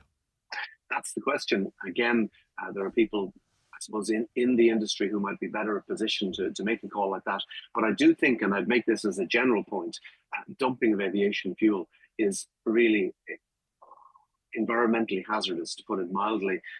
It's also economically crazy. So that's why, thankfully, we don't hear about it all that often. There is one exception, by the way, Donal, to this, and that is military aircraft. They dump fuel all the time. The one stat says that the US Air Force dumps fuel on average about 1,000 times a year, with on average about 7,000 tons of fuel released, because they do it for all kinds of reasons. And of course, the attitude there is, oh, well, it's the military, anything goes. So that they're far more likely to be profligate with their fuel, because I suppose they have a bottomless pit of money and they don't have to account for it the way a commercial airline does. But I would say this as well, by the way. One of the reasons why an airline might consider dumping aviation fuel is that aviation fuel is so ridiculously cheap. If you or I go down to the local petrol station and fill up with a litre of diesel, you pay what, 140, 150, 160 for a litre. Closer to 170, 175 in Donegal. Yeah, okay. Yes. Yeah, now the equivalent litre, Donal, of aviation fuel is only a fraction of that price, because they pay no VAT, no duty, and no tariffs on the fuel. So the aviation industry gets an amazing free ride in terms of the carbon taxes and the normal taxes that the rest of us pay on fuel. And that explains, by the way, the mystery or the puzzle as to how sometimes it might be cheaper to fly, for example, from Dublin to Malaga than it is to get the train from Dublin to Cork. It's just ridiculous policies. And these are policies, international policies going back many years, that give the aviation industry this enormous free pass. And I would suggest to you that if the aviation industry were paying 170 a litre for aviation fuel, they might be a hell of a lot slower to hit that eject button. I would also suggest we'd be doing a lot more less flying, because I the attractive fares that are there at the Donal. moment will not be there if that's the case. That's entirely right. And of course, we should obviously tax aviation fuel, not just, if you were to do this on an environmental basis, aviation fuel shouldn't be 170 a litre, it should be about €4 a litre, on the basis that it does far more environmental damage than the fuel released by when you burn a litre of diesel at sea level, you get X amount of carbon dioxide. When you burn an equivalent litre of aviation fuel at 30,000 feet, far more of that stays in the atmosphere, because it's been directly injected as CO2 in the atmosphere. Whereas when you release it at ground level, a certain amount of it is absorbed by plants and trees and so on. So in fact, the environmental damage done by aviation is probably on average about twice as severe as the damage done by when we burn petrol or diesel. Well, there are conversations there for another day, but for the Indeed. moment, John, founder of climatechange.ie, thank you very much indeed. Pleasure. 9 till noon show, we'll take a short break. Watch the show live now on YouTube, Facebook and at highlandradio.com. The 9 till noon show is brought to you by Letterkenny Credit Union, offering low-rate car loans with fast approval. Apply online at letterkennycu.ie or in office today. Are you doing dry January? Says I to old Mr. Brennan. Well, to see, I gave it a go, but I only lasted a couple of days. I mean, a whole month of only eating dry toast, when our beautiful fresh Brennan's family pan calls out for butter, for bacon, for sauce, and for delicious fillings of all sorts.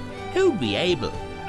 True for you, says I. Sure isn't that why anything baked is better with Brennan's. Today's bread, today. The attic, the extension on the extension, the good sitting room, the naughty step, the morally ambiguous lounge, various nooks, assorted crannies, under the bed with the monsters. Get uninterrupted Wi-Fi in every room guaranteed, or we'll give you €150 back with our Wi-Fi guarantee. Now available free with 1 gig and 2 gig broadband. Virgin Media. It's playtime. Subject to location and availability. Minimum download speeds of 30 meg in every room or €150 one-off credit. Exclusions and legal stuff applies. See virginmedia.ie. Create a vibrant stir-fry for two for just €5 with Dunnes Stores. Start with chow mein or egg noodles, then choose from a selection of fresh vegetables like a rainbow stir-fry mix and bring it all together with a delicious sauce like teriyaki and chili. And add Bord Bia quality assured meat for just €3. Choose from beef or pork strips or chicken mini fillets. Plus, save at the till with a 5 off 25 grocery voucher. Dunnes Stores. Always better value. Terms and conditions apply. Voucher can be used on next in-store grocery shop of €25 or more. The Renault Symbioz E-Tech Full Hybrid is a study in balance in an all-new family compact SUV, much like a symphony. The solar-based sunroof illuminates or darkens, and the smart infotainment system has Google built in. It's a soaring crescendo of a family hybrid. The new Renault Symbioz from 0% APR or €1,500 trade-in bonus. Finance is made under a hire purchase agreement. T's and C's apply. MFS, subject to lending criteria. Offers are limited. See Renault.ie. It's the 9 till noon show on Highland Radio. You can text or WhatsApp us on 086 60 25,000. Call us on 074 91 25,000. That's 00353 7491 25,000 if you're outside of the dialing area. Or you can make contact on email, comments@highlandradio.com. And we're also available on social media at Highland Radio on X, Highland Hub on Facebook and other social media channels as well. As we said earlier in the programme, the probably biggest international story of today is the imminent inauguration of President Donald J. Trump.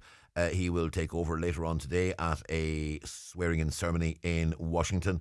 However, the other big international story, of course, has been the ceasefire in Gaza, which has been holding, albeit tentatively, and we've seen hostage releases, we've seen Palestinian prisoners being released as well, and the release of hostages and prisoners set to take place now over a 6-week period, and Israeli troops are set to begin a phased withdrawal out of Gaza. Everyone watching this with interest, none more so than my next guest, who is Majida Al-Askari, and Majida is a Palestinian woman living in Letterkenny. Majida, good morning. Good morning. I live in Buncrana. Oh, Buncrana. I do apologise. Yes, okay. That's. Okay. I do apologise. Yes. Majida, I mean, it must be a hugely emotional few days for you to look at what's happening and to have that hope, but a hope that's built on intense grief and that's built on intense worry and concern. Of course, like for 15 months, we are under stress 24 hours about our family and about our neighbor, about the people who we really care and about the people we really love. Our considering about they get killed from bombing or sniper, from the cold, from the hunger. As whole the world now, they know there is no medical aid, there is limited access for the food and for the water. All this is really, really keep us under stress all this time. Of course, plus the kidnapping the people and take them as like hostage and prisoner. All this is not easy for us to leave it when we are, even if we are far away, but we still feel it and we live it every day. The level of loss that everyone in Gaza has experienced has been tremendous. In your own case, and just to put this into perspective, you have lost 32 members of your extended family. Yes. My brother is with all his kids, except 2 daughters who were like visiting other member of family, and they were like likely they're still alive. And that's not to say, I'm sure friends, neighbours, many people that you would know in Gaza have been lost. And from that point of view, you don't know the fate of many people whom you love. No. Because unfortunately, now, the people, they have to move from the north to the west and from the north to the south of Gaza. With this movement, some people, they get killed, or they could go to the prison.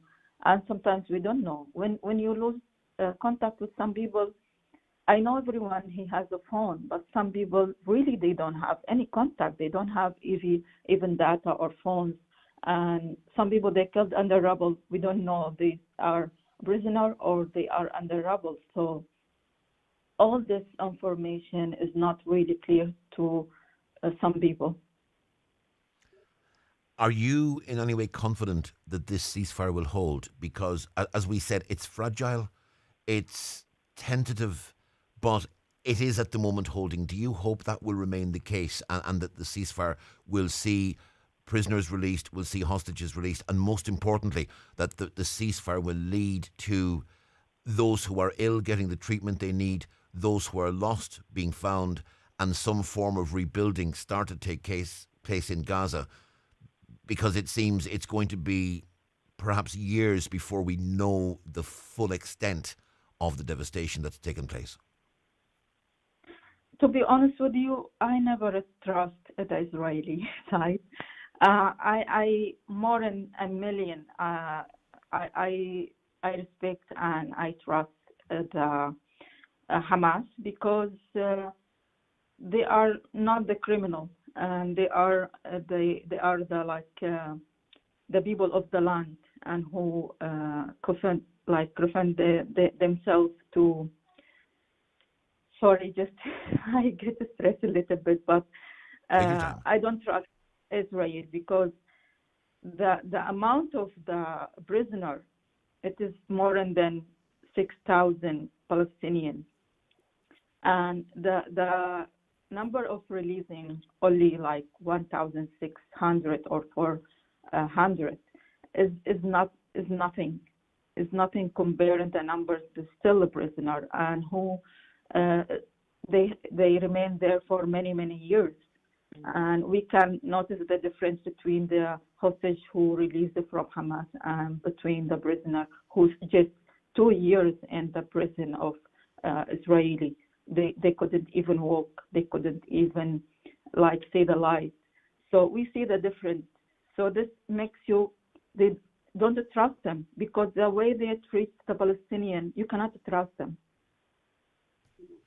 at any level. Do you have any hope that there can be a long-term solution here? We know that Donald Trump has said that bringing a resolution and a long-term peace to Gaza and to the Middle East is one of the things that he wants to achieve. And no one thinks it's a coincidence that this ceasefire has been agreed at the same time that Donald Trump is being inaugurated. Given the importance of the Americans in the Middle East, and let's be honest and call it as it is, the level of support that the US gives to Israel, because the US is Israel's biggest supporter, and without US support, Israel could not function as it functions at present. Do you have any hope that this Trump presidency can give an impetus that will keep this ceasefire going, or do you believe that US support for Israel will be such that the Israelis will believe they can do what they want and ultimately may break the ceasefire? Honestly, personally, I will tell you the things like we saw how Trump supported the Palestinian when he make the agreement with Israeli that to give them, allow them to use Jerusalem as the capital of Israel before. So I don't trust Trump. And I don't know, they always say something, but there is always behind what they are saying. Of course, they say, I want to make the peace in Middle East, but this will be with the price. We don't know the price. We don't know the plan. We don't know what they are thinking about. And of course, in the end, the Arab and the Middle East and the Palestinian, they will pay the price of their plans. So there is no trust. Of course, we have a hope for ceasefire. We have big hope because we are good fighters. We are survivors. We are surviving the murders, what they are as United States or European who support Israel for 76 years. So I cannot put the trust word between all these years and agreement and what has happened and action between all of them. Majida, we will keep watching what's happening in Gaza and what's happening with the ceasefire, and we will keep in touch with you, obviously. And we wish you well, we wish your family well, and we hope that some resolution can be found for you, for missing family members, missing neighbours, missing friends. And all we can do is say our thoughts are with you. But in the meantime, Majida Alaskari, thank you very much indeed for speaking to us today. If you just allow me to say one absolutely, last word, yes, please do. What I really hoping from the Irish government that to not put, because I really love Ireland and I love the Irish people who are highly respectful and support Palestinian. And I hope that will continue this respect and this support. They don't allow to use Shannon Airport anymore for arming Israel. That will make a huge difference for us. And I really, really say big thank you to Ireland. And Majida, thank you for as well. Yep, and thank you, Majida. And as I say, we will be thinking of you and thinking of your loved ones as well. Majida Alaskari, thank you very much indeed. Thank you so much. Thank you. Have a good day. You too. Bye. That's Majida there, who is living, as she said, in Buncrana. She has lost 32 members of her extended family. Her brother, his wife, their children, their grandchildren, all dead.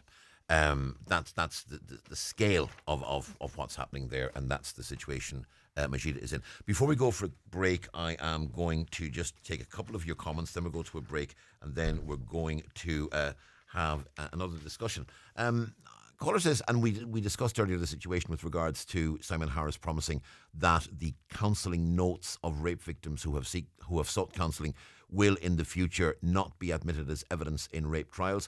The reason given by a Donegal woman who was raped for not seeking counselling, and she said this in her victim impact statement last week in court in Castlebar, that she did not seek counselling because she was afraid notes would be used. We've had a message from Anne-Marie in Derry who tells us that she went to counselling and her notes were brought forward in the court and were spoken out. It destroyed me, she says.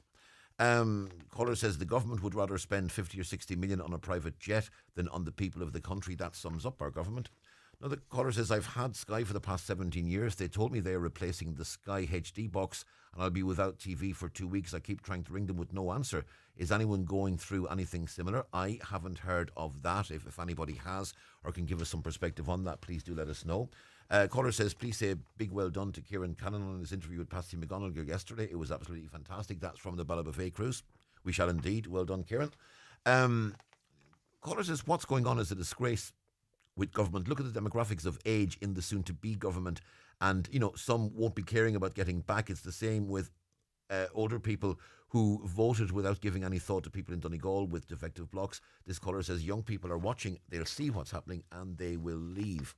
Another query from a caller. I've been waiting on my resit driving test for 16 weeks. I'm going back to college very shortly and starting back at work soon. Could you find, is there any way of getting a test quicker other than checking for cancellations on the My Road Safety app? It's a question we'll put out there. Another question that we're putting out there to the Highland hive mind, as it were. Could you ask, I'm having trouble finding someone to move and reinstall a pellet stove in the Letterkenny area. Someone who's qualified and available to do that installation, a pellet stove in Letterkenny.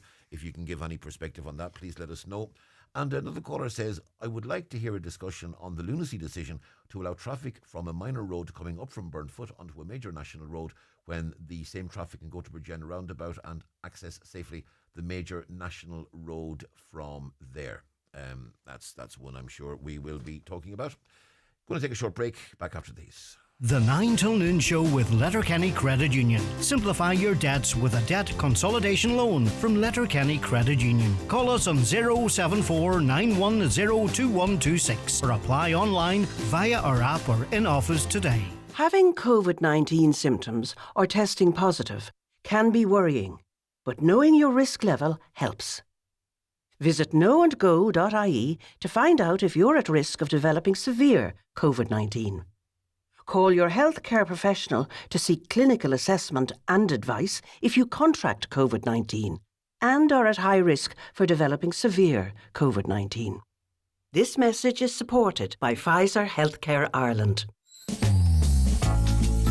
McCullough Jewellers in Letterkenny are synonymous with fine jewellery, quality watches and giftware. With stores at Main Street, Letterkenny and the Letterkenny Shopping Centre or online at ormccullough.com. You can choose from their quality product range in a relaxed atmosphere, and their sales staff will be happy to help you make the right choice, whatever the occasion. McCullough Jewellers, making moments magical for generations.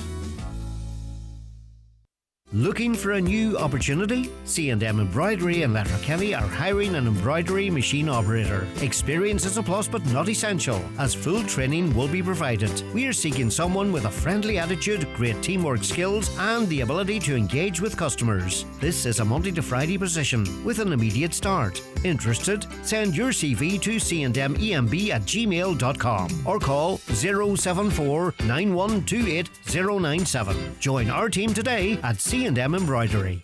There's so much to celebrate in January, like Vodafone's January Super Savings, with an iPhone 15 on us when you switch to Red Unlimited, so you can do New Year, new iPhone. Get this and more amazing offers in-store and online now. Vodafone. Together we can. Subject to eligibility, availability and switching to a 24-month Red Unlimited plan from €64 per month by January 31st, 2025. Each April, the monthly plan price will increase by €3.50. For full terms, see vodafone.ie/terms. Highland Radio weather updates with McElhenny's. Join us on March 8th for our special occasion preview with the sparkling afternoon tea in Harvey's Point. Tickets go on sale Friday 31st of January at 7 p.m. Available from mcelhennys.com. A largely dry day with sunny spells, hazy at times, some isolated showers possible. Top temperatures today 7 to 9 degrees Celsius in a light variable breeze. Tonight we'll see a mix of clear spells and scattered showers, some mist and fog forming overnight with dense pockets possible later. Lowest temperatures of 0 to 3 degrees Celsius with a touch of frost developing overnight, light southerly or variable breeze. Tomorrow, Tuesday, mist and fog slowly clearing, sunny spells and scattered showers for the rest of the day. Top temperatures 5 to 7 degrees Celsius in a light southwest or variable breeze. Now, we are going to talk about wool. And the reason we're talking about wool is because it seems the EU wants to classify wool as a higher risk to the environment than synthetic fibres. Joined by Phelim Malloy of the Irish Natura Hill Farmers Association. Phelim, a very good morning to you. Right, I'm not sure that's the best connection ever, Phelim, in terms of audio. We'll just maybe double check that now.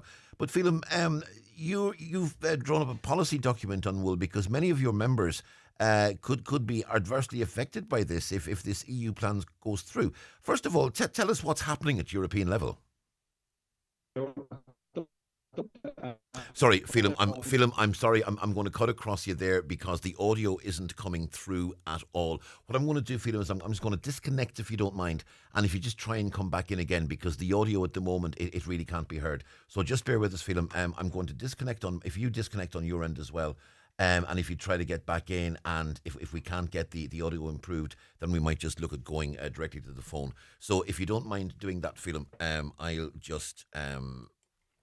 we'll just right. So, so if you leave the conversation, as it were, Phelim, Phelim's just heading away, and hopefully we'll, okay. I'm told now that Phelim is actually on line one, and hopefully that's better. Phelim, good morning. Good morning, Donal. Good morning to you. That is a lot better, Phelim. Thanks very much indeed. Phelim, the one thing I would suggest, would you mind switching off your Zoom on the computer, actually, because that's, I think, maybe causing a bit of an echo. Hopefully, that is a lot better. Yep, Phelim, thank you. Thanks very much indeed. Okay, Phelim, tell us what's happening at European level about wool, because this I find fascinating, I must be honest. Yeah, this is a project that's been undertaken at European level at the moment, and it's part of the life cycle assessment on various products and their environmental sustainability. Now, wool is actually included in this, and the method that's actually been used is called a product environmental footprint, and that is a method that has actually been discredited because of the fact that it actually doesn't look at the whole life cycle of the material, but it actually just takes wearability.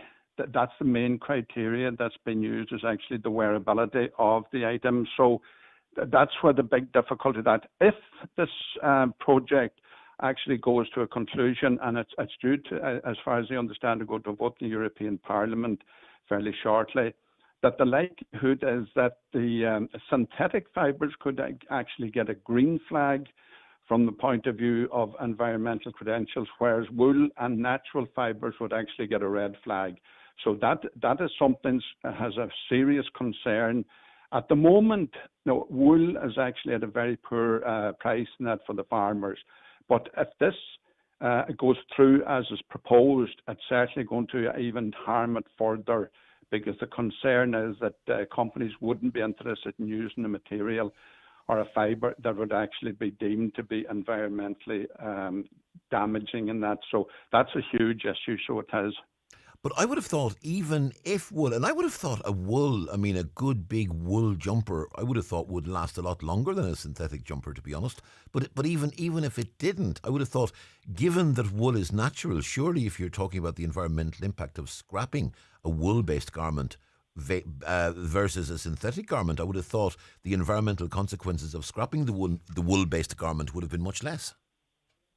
Yeah, well, obviously, if you just look at and do a comparison in relation to a wool and a synthetic fibre, the synthetic fibre is actually causing an environmental problem from production to end of life, because at production level, for every 1 kilo of synthetic fibre that's produced, there's about 10 kilos of carbon released into the atmosphere, plus the fact that there's a huge amount of water involved in that process.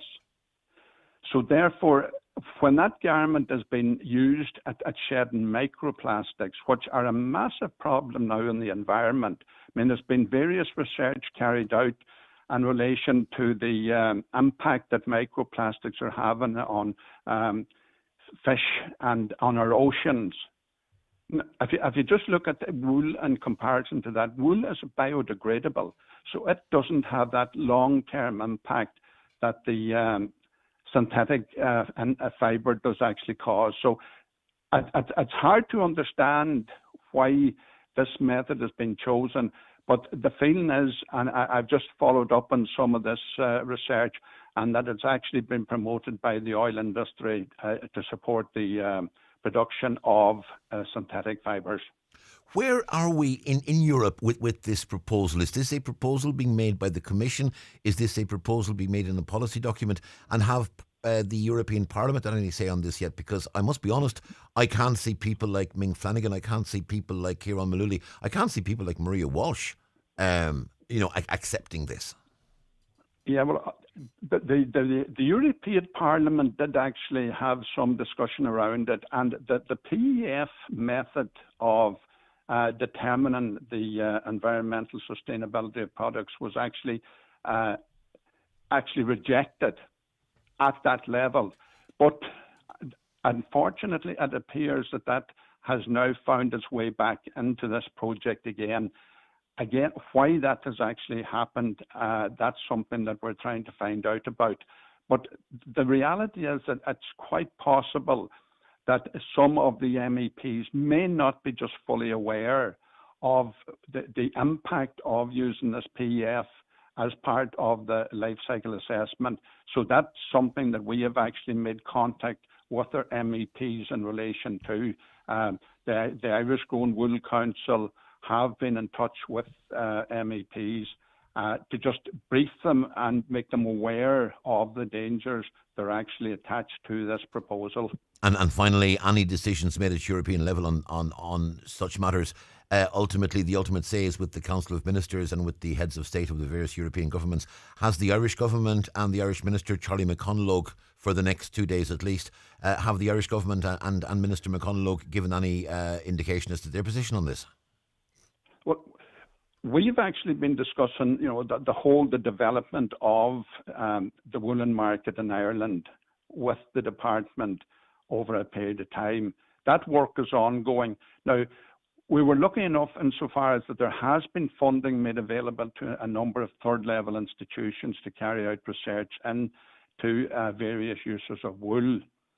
So, as I say, part of it, but this issue in relation to the lifestyle assessment and the use of PEF is just something that's only recently come to our attention. So therefore, we are now at this stage starting to make contact with MEPs, and hopefully now the incoming government will actually take our concerns on board, because as part of the programme for government, they have actually given a commitment that there'll be a study carried out into the feasibility of establishing a scouring plant in Ireland, something that we have been looking for. So quite clearly within government and within the programme for government at the moment, there is an understanding developing now as to the benefits of using wool. So that is a project that's ongoing. Phelim Malloy, Irish Natura Philharmers Association, thank you very much indeed for speaking to us this morning. We'll keep in touch and we'll keep a close eye on this one, but for now, Phelim, thank you. It's the 9 till noon show. Headlines with Donna Marie coming up very shortly. First of all, we'll take a short break. The 9 till noon show. Letterkenny Credit Union. Digital loans now available. Apply online or via our app today and get your loan transferred directly to your current account. Let's stay in and watch a film. Don't forget to switch the lights off. Will you pop the kettle on? It's freezing. Switching things on and off this winter and searching for ways to save? Here's a switch that can really help. Sign up to one of our great value smart meter plans and save up to 30%. Visit electricireland.ie. EAB €1,293 based on 12-month Home Electric Plus Saver 30 electricity. Discounted unit rates with online billing, direct debit and VAT. Smart meter required. Subject to change. T's and C's apply. I've just had the Eclipse Cinemas experience. Wow, they truly have taken a night at the movies to a whole new level. Amazing recliner chairs, director's lounge VIP rooms, pizza and hot food served to your seat. Have a glass of wine and enjoy the film on the big screen. Try it for yourself at Eclipse Cinemas Bundoran and Lifford Strabane, where the stars shine brighter. By the way, the pizzas are amazing. You can book your seat anytime at eclipsecinemas.ie. At Volkswagen, we've really got to know the people of Ireland. 75 years of understanding what you love, how you live, who you are, and the life you lead.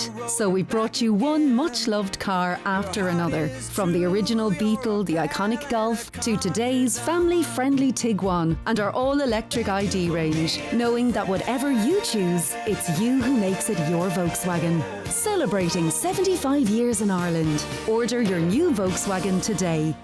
Sometimes it's just bad luck, but sometimes it's negligence. From minor bumps to life-changing injury, every accident has a story. Time to call McElhenney and Associates. They'll assess the situation, advise on solutions, and lead the way if any litigation is to follow. From motor accidents and workplace accidents to slips, trips and falls, call today on 074 917 5989 or find us online. Let's get you started on the road to recovery. McElhenney and Associates Solicitors, Donal. How can we help? In contentious business, a solicitor may not calculate fees or other charges as a percentage or proportion of any award or settlement. Are you building, rebuilding or simply improving your home? Come along to Donegal's premier gathering of home building professionals in the Northwest. Donegal New Build and Rebuild 2025 will take place in the Mount Erigal Hotel, Letterkenny, February 1st, 2nd and 3rd. Admission is free to this 3-day event. This ad is sponsored by McDade's Bathroom and Tiles.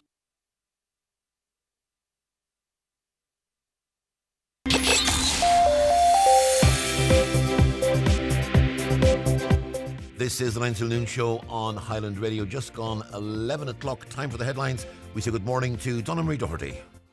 Thanks, Donal. Good morning.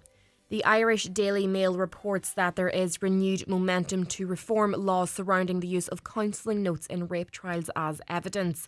Outgoing Taoiseach Simon Harris has stated that the incoming government will prioritise amending these laws, which are currently at an advanced stage of development. The push for reform comes after Letterkenny woman Susan Lynch testified in the Central Criminal Court that for this reason she was afraid to seek help after being repeatedly raped by her former partner.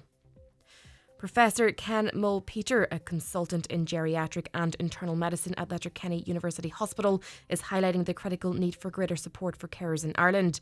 He emphasised that Ireland is facing an ageing population and that the new government must take decisive action to enable increased home care provision. He also pointed out that many elderly patients who are eligible for home care support cannot be discharged from community hospitals due to the lack of available carers. The sale of Shop LK gift cards surpassed €7 million in sales last year. It's an increase of over 1.3 million on the year before. The new record marks the 20th consecutive year for growth for the programme, which is now the top selling local gift card in Ireland.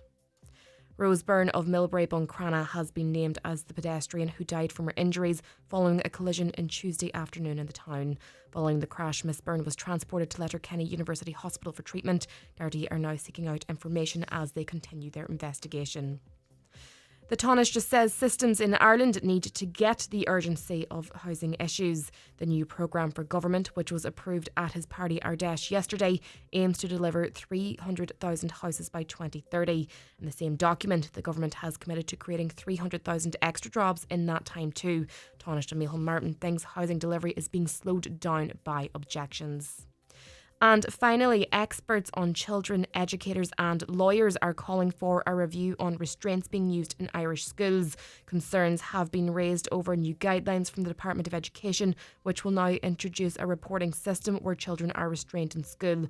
However, the guidelines, which come into effect this September, do not require schools to mandate training for teachers or get parental consent before using restraint. That's all for now from Highland Radio News. Back again with more at 12 noon. VHI Healthcare gives you and your family more. Get access to VHI Paediatric Clinic, urgent care, online doctor and much more. Search VHI today and get 25% off kids on a range of plans. VHI, because your health means everything. See vhi.ie for range of plans. VHI Healthcare DAC trading as VHI Healthcare is regulated by the Central Bank of Ireland and is tied to VHI Insurance DAC for health insurance in Ireland. This is the 9 till noon show on Highland Radio, third and final hour of the programme. It's a Monday, it's 6 minutes past 11, and I am delighted to say that we're joined in studio by Brendan Devaney to preview tonight's DL debate. Brendan, you're very welcome. Thanks very much, Donal. Good to see you. You too.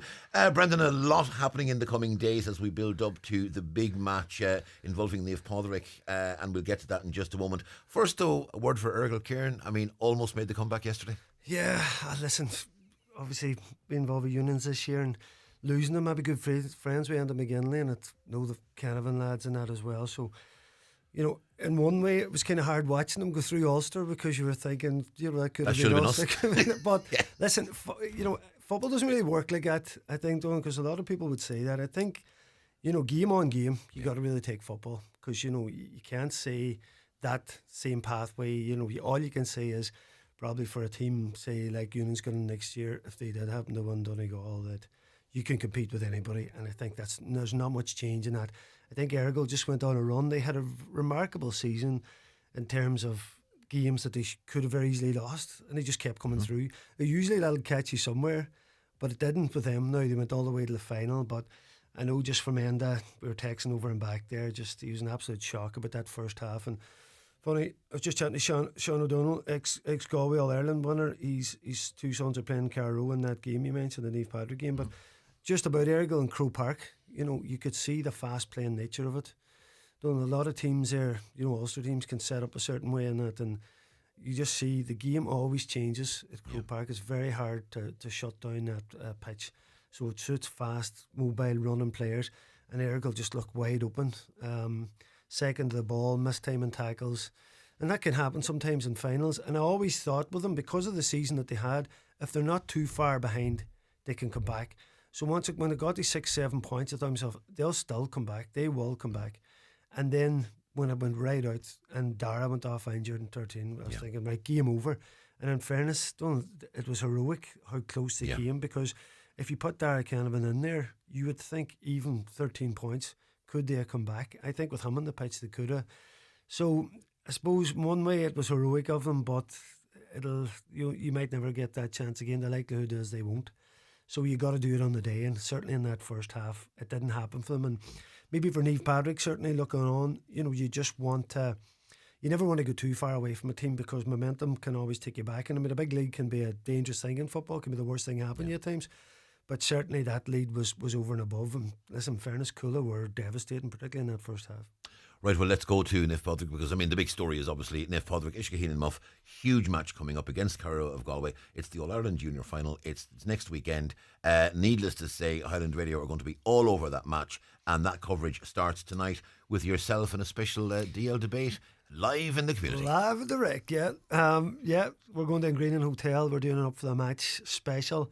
Should be a brilliant night. As you said, me and Oisín will be doing a commentary on in Croke Park on Saturday, and pre the Donegal game, of course, on the Sunday then in Kerry. But as I say, I just talked to Sean O'Donnell. We're going to play his interview tonight. He has two sons playing the Carrow team, former Galway All-Ireland winner.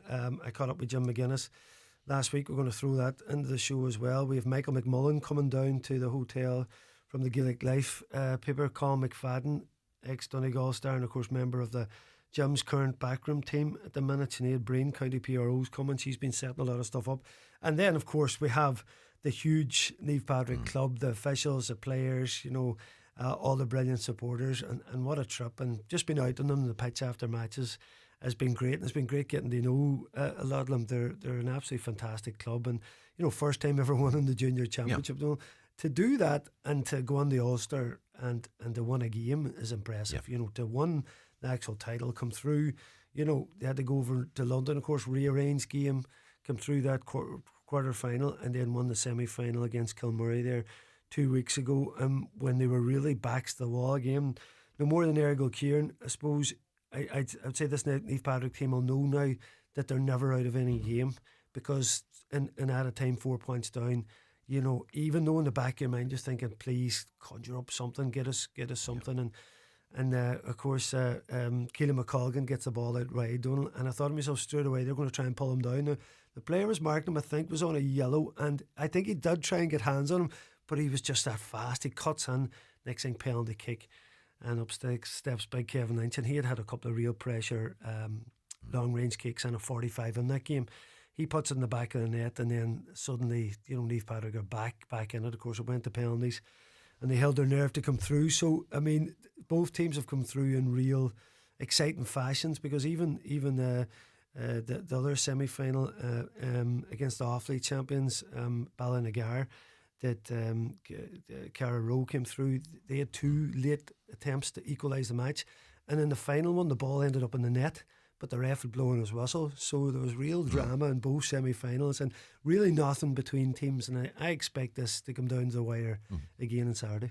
Put us in the heads of those lads on that team, because many lads would have grown up in that team from junior, from minor, from when they were kids.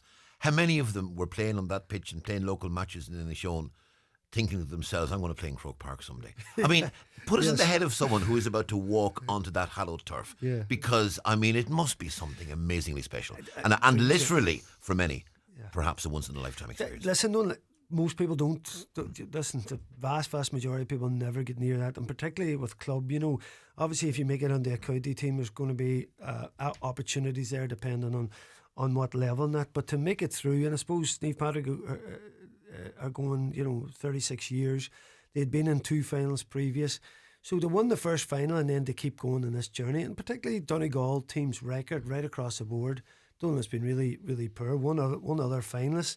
So in many ways, there's so many things that they've broken down. Now, if they were a team that was regularly knocking on the door, you might think, here it is. But the fact that all this has happened just in one season, it just is unbelievable. Of course, it's all been tinged with the sadness of losing Evan Craig, of course, one of the players, of course, to battle with cancer. And that has been, I think, in the background of all this, there's been so much emotion, joy, and then there's this real tough emotion and the love that they had for him, and his family is there all the time, and even his girlfriend Clodagh B's there, and she had a fundraiser for him recently, and all the stuff that goes on in the background. I met his mum actually on the pitch after the game, and I know his dad as well, and it's been that kind of season for them around joy, but with that real sad emotion in the background, but a lot of pride then attached the honour of Evan as they've gone through it. Will they be able to enjoy it? That's a big question. Now, I'll tell you this, they're coming tonight, which I love, Donal. And here's the thing, I think as GA people now, and particularly I think at county level, it's gone way OTT around players, being afraid to say anything or kind of talk to media maybe and maybe actually enjoy occasions. Everything's just about now and they're really shielded and taken back. What I see with these Patrick guys, they're embracing it. They're saying, listen, like you said, Donal, why not take it all in and go to Croke Park and enjoy it? You have a job to do, and it's the same job you've been doing all season, and the players are fit and they're ready and they know what they do in their jobs. They'll have done their diligence on Carrow Row. All that'll be in place. But in the build-up to it, why not come along? Why should they not be at a night like this and that? And I think if you went to, particularly even likes of a senior level, you wouldn't see them. And I think it's really refreshing that the lads will come tonight along with their supporters and enjoy the whole build-up to it. Because as you said, I don't see, in modern times, the way things has got so serious, we're also cutting out players' wee bit of a enjoyment leading up to it as well. There's a massive buzz in the village and the area, and people should take that in. And potentially that puts them in a good headspace as well, because they know they have the community behind them. They in a way they don't have a weight of expectation. They're not going down there with people. You have an obligation to win a match. I mean, you're expected to win a match. They're going down there. They're free of an awful lot of that sort of pressure. Yeah. So they have that opportunity to go in there, play their best, but play it in the spirit of, come on lads, this is going to be the best day of our lives potentially. Yeah. I mean, when you talk to Daniel McCauley, and he's given us a couple of brilliant interviews, Donal, and again, it's got that real emotion in it, from his perspective and explaining what's going on in the background. He just bears the soul, basically. He just tells it how it is, which is brilliant, because I think, when you look at how ingrained GA is in our communities and culture and that, we shouldn't hide away from that. We should embrace the emotion of what it is and let players enjoy it and that. You ever see now, and it happened even from, say, my time there, don't read the papers, stay away from this and stay away from that there. And I think actually that can be counterproductive then, that you're somehow in this zone of, this perfect zone of I'm going out to do a job and that's it. Surely, there is a part to say, right, I'm part of this whole process. Let's life be life. And I think particularly from my time, because I was into sales, I was out and about anyway, so I couldn't avoid it. Yeah. So we were chatting football all the time. It never really bothered me. But I think that's probably overdone a bit. So it's great that they're all going to be there tonight and enjoy with their supporters the build-up to, as you said, Croke Park. Yep. There's just something special about it. I remember first ever time playing there, and it was the old Croke Park. That's how old I am. Yeah. Just before they redeveloped it. It was the year before, actually. But even from being a wee lad, being at games there, and they think you were out in that pitch, like it was a real pinchy moment, And I remember just the apps, you felt completely different being out there. So I think there's the thing probably for Niamh Patrick is to get back to what they're doing all season, to make sure that the players are all in that zone, that they, as you said, they compete the way they have been all year. People talk about the occasion a lot. What happened to Ergal in that first half, that'll leave a lot of head scratching, but maybe in many ways that's maybe a bit of a warning for the teams, and maybe there's a bit of learning there for Niamh Patrick to make sure you're stable early on. You go in, you work yourself into the game, that you're not chasing the game to that level, that you work your way into it, and as you said then, you just down to the best team to win then, but certainly you want to acquit yourself to your best. If it hadn't been for Niamh Patrick, of course, we'd have spent this preview speaking about Sunday. Yeah. And Donegal's first league game. So we've a small matter of Kerry. It's not very often we put Jim McGuinness on the corner. And you know what? I don't think Jim will mind. I think Jim will understand that. But before we go, we better at least acknowledge that it's happening. Well, listen, when I talked to Jim last week, I did at the very end of it, I sent you a message for Niamh Patrick, and sure, he's delighted for him to say Colin McFadden, of course, is coming down for a play to him. He was taking time out. You imagine they have a busy schedule. We're asking him to come down here on a Monday night as well. So fair play to Colin McFadden's coming down, and Jim left a message for him, so we'll play a wee bit of that message tonight. But certainly, yeah, huge game. We have the 4 home games this year. So the thing about the league, and everybody goes on the same, win your home games and you'll be fine. If you can pick a couple of points up in the way they go on the road, brilliant. Everybody's a poor record in Kerry, no more than ourselves. So it's something of a free hit, if you like. We're not expected to win, But then there's a wee bit of buzz in that, and you can really go down and enjoy them games and see can you get about, Kerry. Of course, it's the new rules. Yep. So Donal, it's going to be, I'm fascinated just to see what's going to happen, because there's so much potential for anything to happen. So before, all games were very controlled and set, and the league maybe not as much, but with the new rules, with the 7 new rules coming in, Donal, anything could happen in this match. So it's going to be interesting, let's say. What's Jim McGuinness's, and this is the last question, what's Jim McGuinness's approach to this going to be? Because it seems to me, as someone who knows a little but not a lot and looking in from the outside, there's 2 ways of approaching the league. You take your best team and you go out there to try and win as much as possible and advance, or you use this as an opportunity to blood new players and experiment and see what you're doing. What approach is Jim McGuinness going to take? Is he going to go tried and trusted, or is he going to experiment? Well, what they've been doing, I suppose, they've played a few friendlies, and I know my friends are involved with Sligo. They were up playing them recently there. So Jim said himself in that interview, it's up on the site, that the game never settled into a pattern. And I think for coaches, particularly coaches like Jim, who are very, very meticulous, they want order. They want to know how the team is going to play in phases and that. So by talking to him, particularly with that Sligo friendly, the game never settled into anything where he thought, we have the ball now, we're in control of the game, or they have. It just was wide open.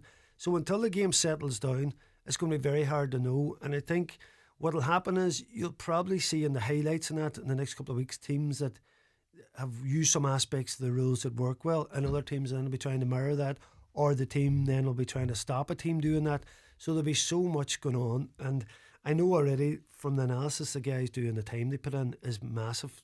That's going to go up tenfold now, don't, because you're going to be trolling everything to make sure you get ahead of it. Now the rules will be looked on and checked through every week. They can change them, and then before the championship they'll decide what's staying and what's not. But week on week they are going to review them to see, because you could have a situation where some part of the game just doesn't fit or isn't working well. So there is going to be a good in-depth look at it. But the game did need it. I don't know, a lot of people saying, what about officiating, what about club and all that. All that, there will be some awkward stuff in there, Donal, but I think it's better than 15 behind the ball. Yeah. Okay, look, Brendan Devaney, thank you very much indeed. Let's just mention it once more. Special live DL debate tonight, coming live from Angrinan Hotel in Burt, previewing that clash of the Titans in Croke Park on Saturday.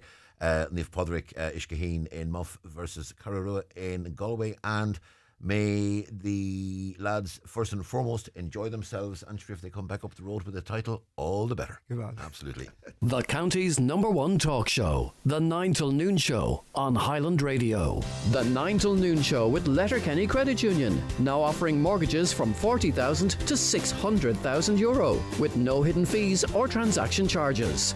Letterkenny Credit Union, 9102127. Why leave the magic moments and great scenes you've captured sitting on your phone when you can have them printed at McGee's Chemist?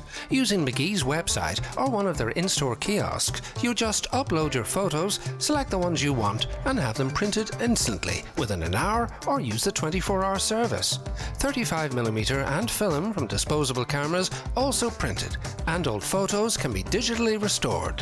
Hold your memories in your hand with McGee's Chemist, Letterkenny. Life getting busy? Restore your balance with HelloFresh, so at least dinner time's under control. HelloFresh dinner kits are easier than ever. Cook delicious meals in a few simple steps for home-cooked dinners that everyone will love. HelloFresh. Hello dinner. Here, Siobhan, listen to this email. Felicitations and unalloyed joy to you. Could you help with a small inconvenience? I possess $32 million in an account belonging to my father, the Prince. Oh, the Prince, Siobhan. We need an honest person to bank this amount for us. Oh, we're in the money. Some things are too good to be true. The Specsavers Too Good deal isn't. Get 2 pairs of glasses for €100. Include single vision lenses to the same prescription. Conditions apply. Ask in store for details. In the money! Glen Swilly GAA present a big 25-car drive in the Clubhouse this Friday night, the 24th, starting at 7, with €1,500 in prizes. This ad is kindly sponsored by Boyle Construction. Discover Centra's Simple Savers, your go-to for great everyday value. Like Capri Sun 10-pack, only €3. Selected 7-Up, Pepsi and Club 2-litre range, €2 each plus deposit. Fitzgerald's Kids 6 wraps, €1 each. And selected Nestle cereals, half price. Enjoy easy, simple prices weekly on your favourite products. Centra. Live every day. Highland Radio Time Checks brought to you by EirGrid, the operator and developer of Ireland's electricity grid. EirGrid, powering up communities, powering up Ireland. The time is... Just coming up to 24 minutes past 11 o'clock. Let's talk headlights in cars. I was at a conference in Athlone over the weekend with a friend who was driving, and we were in the car coming back and we were having a chat, and a car came against us at one point just outside Sligo as we were heading back in toward Donegal. And we were commenting on, you'd think he'd turn off his headlights. And then I sort of mentioned to my friend who was driving that, you wonder, would this be one of these new LED ones now? Because sometimes you see these LED lights and it seems that the dip is actually brighter than headlights might have been a couple of years back. Joined on the line by Darragh Mulvey, who has been thinking a lot about this. He's a councillor. Councillor Mulvey, good morning. Good morning, Donal. How are you? Very well indeed.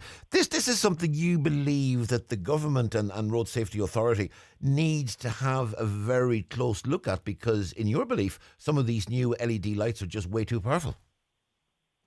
Yes, Donal. Well, this was something, as you said yourself, I would have noticed this driving myself on a few occasions, and in discussion with people over the Christmas, it came up in discussion, and I done a little bit of research on it, and a survey was carried out in the UK by the RAC, and their finding was that 85% of people reported the headlight glare had noticeably worsened. And I suppose that led to calls for some scrutiny or regulations on the lighting of the modern vehicles. As you know, we've seen new LED lights are getting brighter, they're getting smaller, and they're getting bluer. And this causes a lot of discomfort. It's called a discomforting glare, and particularly amongst our elderly people who are noticing that, for the split couple of seconds, maybe you come round the corner and you meet a car with the new LED lights, and particularly SUVs and Jeeps and vans that are higher up, those lights are directly hitting you in the eye level. And people are saying that for the split couple of seconds, they literally have to blink or take their eyes off the road. And this could be potentially dangerous.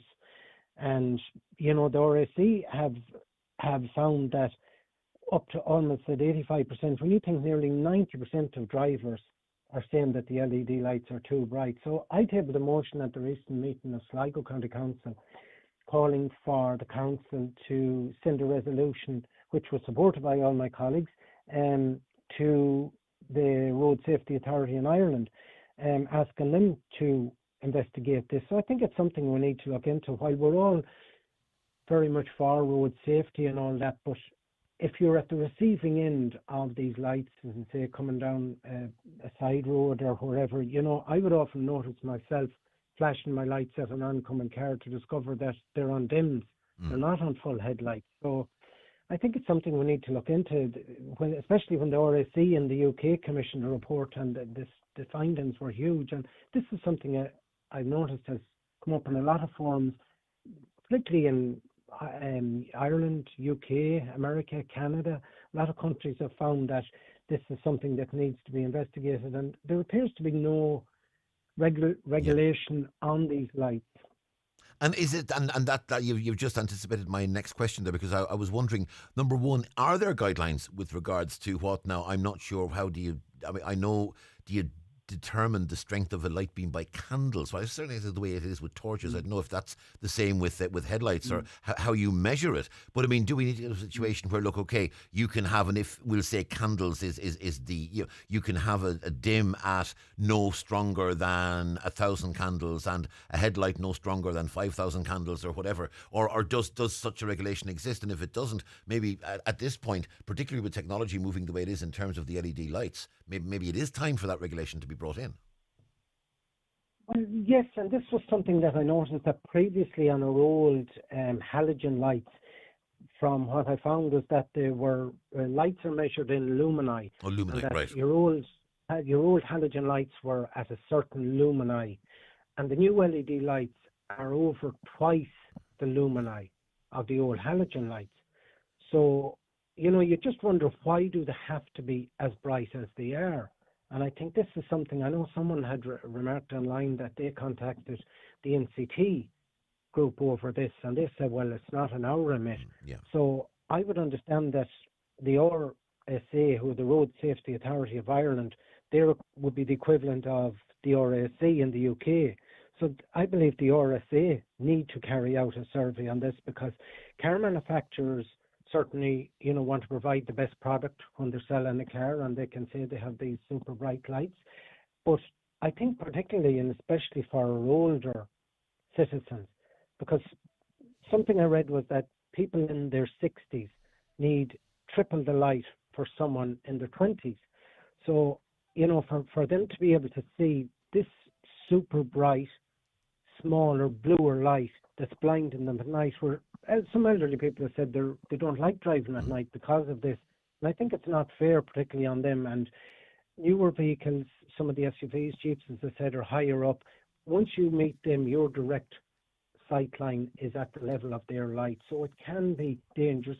And I'm surprised that there hasn't been surveys carried out maybe in some countries asking, has there been accidents related to the super bright lights? And I think that's something that they need to, they need to watch. I was speaking to somebody recently too that were saying to me that when they are driving at night, when the lights seem to have, and I think, is it stigmata or something it's called, where they see sort of lines coming out of the light going up and going down. And it seems that these new LED lights, there's even stronger lights coming out, and they find that quite distracting. Yes, and I think that's something that we just need to be aware of, because certainly we all well aware that if we go in for our NCT and there's any problem whatsoever with our light or a bulb gone, the book is thrown at you and you're sent away and you don't get your certificate. So I think that the RSA need to ensure that if cars are coming out with super bright lights, that they need to be scrutinised to see that they're not. You can go over the top with some of this light, and you just wonder, is this something that is needed? Like I would have found this something myself, and I was amazed when I went online and saw that it's a discussion, and primarily in the UK where it has been a survey carried out on it, and in other countries. So we have sent a resolution to the RSA, and I'd be interested to see what they'll come back and say, because safety is paramount to everybody, but the person receiving the oncoming new vehicle is going to have a super bright light. And I think it's worrying for elderly people in particular, that I think it's something, we need to discuss more and get more information on it, because there needs to be scrutiny on it. There needs to be a conformity that people just can't put in the super brightest light they want, because it is going to affect somebody else. So it's a debating thing that I was surprised how much debate is ongoing. And I actually think, in fairness, all of us who drive have noticed that the lights are getting stronger and stronger and stronger as they come against us. We'll certainly be keeping a close eye on this when Councillor Darragh Mulvey there in Sligo. Thank you very much indeed. Thanks, Donal. Okay, that's Councillor Mulvey there in Sligo. Let's look at a few of your comments before we go for a break. We were speaking earlier on to the Irish Natura Hill Farmers Association, to Phelan there, and about the situation with wool. Caller says, are they trying to pull the wool over the people's eyes? As far as the EU is concerned, common sense has gone out the window. Another way of limiting people's way of sustaining a way of life and farming. Cows and sheep will be a thing of the past. Extended life chemicals have been banned in Europe. Some American companies are threatening to pull out of Ireland if this ban is not lifted. So says a caller. Years ago, if someone, and we were asking about a driving test, a caller says years ago, if someone was in need of a driving test, their employer would write a letter to the RSA and this would halve their waiting times. I'm not sure if that's the situation now, but I suppose you can try anything really. Have any of your listeners been tortured with calls from a Belgium number? Even if you block it, they seem to have a lot of different numbers, and I've been chatting to a lot of people who are getting the same. I don't actually have to ask the listeners, my friend. I've been hit numerous times over the past 2 weeks with a number that's obviously coming from Belgium. I have never answered it. I've never engaged with it. I've clicked it off. I suspect I know what it is, because I was getting calls there a while ago that you would hit answer, and sometimes you'd answer the phone. If you're in the car, there's a button, call coming, accept. You just hit the accept button on the dashboard and it comes over through on the car microphone speaker thing that's built in, and you get this voice that goes, this is Revolut, or this is, and it's an automated call, which I presume is going to tell me that either Revolut's going to give me money or I need to give them money, but something anyway, and I just immediately disconnect. And I suspect that's probably what it is. But absolutely, if you get a call from a Belgian number, I automatically block them, and I can only suggest other people do the same. Caller says, I saw a post, someone looking for abortion services in Donegal. They rang the My Options helpline, which supports those in crisis pregnancies. They were told to access services they would have to travel to Creasla or Clon. The person was based in Letterkenny, and those options seem like a fair bit of travel. Are there any providers in Letterkenny? Caller asks. I do not know. I will put it out there. And I know, I suppose there's an answer that says a lot of people elsewhere in Donegal have to travel to Letterkenny for services. Maybe, if people have to travel from Letterkenny to get services elsewhere, I cannot speak to that at all. Caller says, I want to put this to one side. I want to read that before I say it on air, just to make sure I'm getting it right. Right, we are going to take a short break. Back after these. Watch the show live now on YouTube, Facebook and at highlandradio.com. The 9 till noon show is brought to you by Letterkenny Credit Union, with monster loans available up to €60,000 for all occasions. Visit letterkennycu.ie. The Hillary's big winter sale just got even better, with an extra 10% off absolutely everything. That's on top of up to half price on hundreds of made-to-measure blinds, curtains and shutters. And right now, get free thermal lining on our favourite Roman blinds and curtains to help keep your home extra warm and cosy this winter. Our expert advisors ensure a perfect fit, with measuring and fitting always included. Visit hillarys.ie to book your free in-home appointment today. But be quick, extra 10% off everything ends 3rd of February. Conditions apply.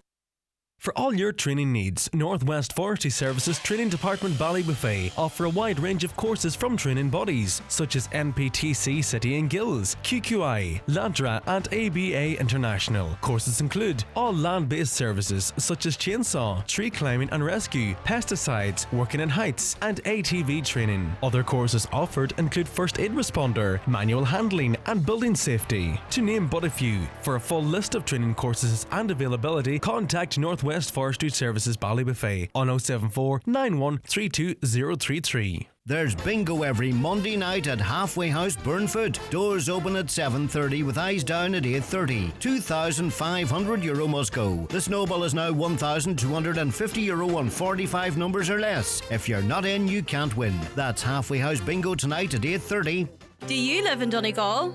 Fancy upskilling without breaking the bank? Big Red Cloud, in collaboration with KW and Donegal Education and Training Boards, is offering a series of free, yes free, training programs in bookkeeping and payroll. All courses are available online with flexible learning schedules at times that suit you. Big Red Cloud enables learners with no prior knowledge to upskill in payroll and accounts. Sign up today at bigredcloud.com/training. Free, certified and completed at your own pace. Brought to you by Donegal ETB. Hi folks, Paul McDevitt here, inviting you to join myself and Jimmy Stafford this Monday night for another edition of the Monday Night Sessions. On the show this week, we welcome well-known singer-songwriter Ramper, also known as Declan McClafferty. Letterkenny Pipe Band will also be joining us to tell us all about their up-and-coming Burns Night celebration, and Dublin singer-songwriter and comedian Conor Bowman will also be joining us for a chat and a few tunes. So that's the Monday Night Sessions this Monday night between 8 p.m. and 10 p.m. As always, right here on Highland Radio. And that's always essential, listening with Jimmy and Paul there on a Monday night, and great to see the lads continue to give much needed and deserved exposure to new and emerging acts. Just a few comments before we go to our next call. The LED lights are awful. I believe they're contributing to road collisions more so than speed. There should be a yellow film put over the lights to dull the super blindingness of them. So says the caller. Another caller, I totally agree. Been blinded by those lights, prefer not to drive after dark as a result. Another caller says, yeah, I hate driving at night because you can't see anything. Another caller makes an interesting point. LED headlights often look like they're flashing at you. This could cause an accident. They look like they're flashing, particularly going over speed bumps, etc. And absolutely that is the situation. Now we are going to go to a really interesting issue for a Monday. Kieran McCarran is a personal trainer, and he has set up a free gym group in Derry, but it's a gym group with a difference. Kieran, good morning. Good morning.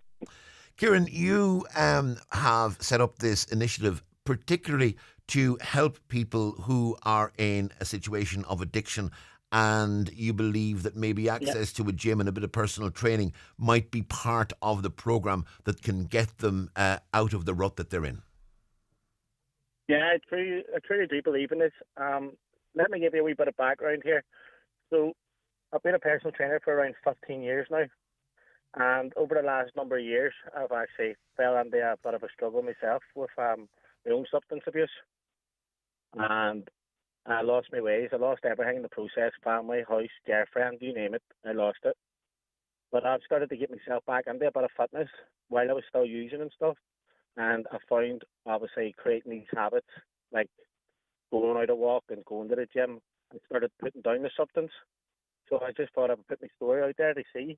And the response to it was absolutely overwhelming. And it just blew up. So basically what it is it's just 3 nights a week. We have a Wednesday at 8 p.m. We have a Saturday at 2 p.m. and a Sunday at 11 a.m. Now, this is an open invite to any man who is struggling with addiction or even loneliness in that, because loneliness can lead to these substance abuse.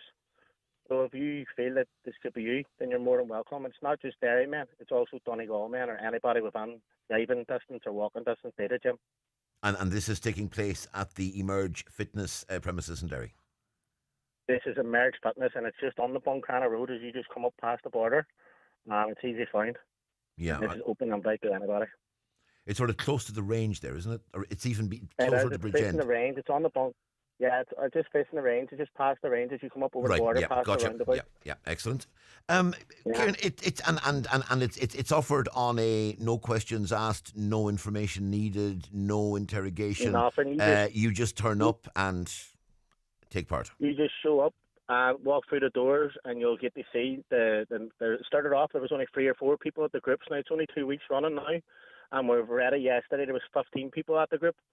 And I already know now on Wednesday that there's another 8 people coming. So the group is just growing and growing. I probably won't even have the resources for the group in the long term. This is something... Obviously, it's a big eye-opener when there's so many people showing up. There's nothing else here in Derry where we can just walk off a street and get help. You need to be detoxed or you need to be clean for a certain amount of time. Yeah. Now, for some people, that's an impossible achievement, or it seems like a possible achievement. So what I'm doing is just giving somebody some hope, some purpose. They come in and train. And as I said, it's all about creating new habits. Are you using standard training exercises and routines, etc., or have you devised specific routines that can be of help to someone who is specifically dealing with issues of addiction? I just put my own past experiences and the trauma and the fight that I've had on my hands over the last year, and I just try and use my experiences to help people going through the same, because I can see myself and a lot of these people. You think there's no way out, but there is hope. There's always hope. If you can get out of bed and you can pray and stuff, then there's hope for you. That's all that matters. I mean, the reason for this group too is trying to highlight the fact that there is no detox centre in Derry. There is nowhere where we can walk off the street and just go on and get help. And this town is on its knees at the minute. I mean, we know there's White Oaks just across the border there between Bridgend and Muffin, and that's offering a really important service. But as you said, you want something available on the ground within Derry itself as well to offer immediate help if immediate help is sought. You want an option where these boys can walk in and just walk on the door, no questions asked, and just show up and not be judged. That's all I'm looking for. Are you receiving any support from anybody, be it from agencies, maybe Northland Centre or something like that, or from government? And is there any way that you can access some supports to allow you grow the service? Because as you said, you won't necessarily have the resources to keep this going. And if your numbers continue to grow the way they're growing, you're going to perhaps need a second session. You're going to perhaps need somebody else to do the training with you. I mean, this is the sort of initiative that can grow very quickly. I see, that's the thing. I haven't even thought about that at all, or that far ahead, because it was just off the cuff for this. I was out my walks every day. I was getting up every morning, 5:30, 6:30, doing my walks, and then it was one Sunday morning I was out to walk and decided to put the post up, and it just blew up from that. So for that, in that respect, I haven't even thought about that. But in hindsight, yes, I'm not going to have the manpower for the many people showing up, and it is just highlighting the problem that we do have in the town. But you're right, I will, going long term, I will probably need some help. The gym has given us 3 hours a week. Obviously, they wouldn't be able to give us up much more because there's people public come in and use the gym as well, and you don't want to have 20 lads bunching about using all the equipment. So in the long term, we probably will need maybe another facility going forward that maybe we can do group sessions in as well. And in terms of the science behind this, I mean, there is science that says when you exercise, you release endorphins, and that does have a chemical, you do change the chemicals inside of your body, and it does create that rush, it creates the endorphin rush, and that very often what is naturally occurring within the body, I won't say it's going to replace everything, but certainly can go some way towards making you feel a bit better, giving you a sense of purpose, giving you a sense of well-being, and that's naturally coming from within yourself. You're correct. We just had a session there yesterday, and it was quite an intense session, and everyone, you could see that a few of the lads were struggling to get it through. But at the end, they all felt better. At the end of the day, we're all very similar personalities. We all have addictive personalities, and we all chase a high. So if we're in the gym and we're releasing those endorphins and we're busting out a good session, and if after we feel good, then that's also a high we're getting from this endorphins. But if we can get these lads to chase that high instead of a substance high, then we're winning. And the other side of the coin too is very often people can feel alone in addiction. They can feel that they're the only person that's feeling this and that they have no hope. Maybe people can look at you and say, yeah, where I am, he was, and look what he's managed to do, and maybe I can do the same. And in doing this, you're giving them hope. You're 1,000,000% correct. Now, the message that I've received from everyone, a lot of people in Derry knew my struggles. It was well highlighted. I wouldn't say I'm a popular guy, but a lot of people knew me. So for me to put my story out there, it's almost changing the narrative. But it's, as you said, it's giving people hope and showing if he was rock bottom, then there is a way out, because I was rock bottom. Now, I thought I was at rock bottom before, but as someone mentioned, there's always another layer under that. And until you go to that rock bottom, I believe that you can't actually get out of that until you get rock bottom. As I mentioned in the last interview, that I feel like I've been reborn and I've had a complete awakening.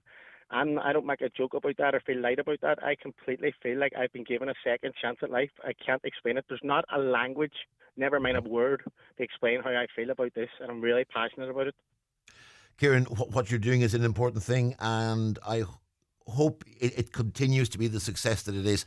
And I also hope that you're able to find the resources and find the support to make sure that growth is well managed. I strongly suspect you will, because you strike me as being someone who is very determined and very focused, and I get this feeling you know exactly what you're doing and where you're going, and all the best with it. That's the plan. Thank you very much, and I appreciate you highlighting it for me. And as I said, I'm ready. Any lads that's listening, if you're anywhere from around Donegal, maybe Muff, Buncrana, Calais, whatever, you're more than welcome to come up and get a chat with the lads. And just finally, Kieran, so thank you very much. Yeah, and Kieran, before you go, remind us once again how people can get there, where it's taking place. It's Emerge Fitness. It's on the Buncrana Road. It's actually next to Linus. If you're not too sure, if you can find the range, you're not too far away from it. And the sessions are Wednesdays and at weekends. Wednesday at 8 p.m, Saturday at 2 p.m, and Sunday at 11 a.m. You don't have to have all the sessions. Just because you miss one doesn't mean you can't go to all or two. But the weekends are the ones I want people showing up to the most. Obviously, the weekends is where we can fall into a hole. Kieran, thank you very much indeed. All right, thank you very much. The 9 till noon show is brought to you by Letterkenny Credit Union, offering low-rate car loans with fast approval. Apply online at letterkennycu.ie or in office today.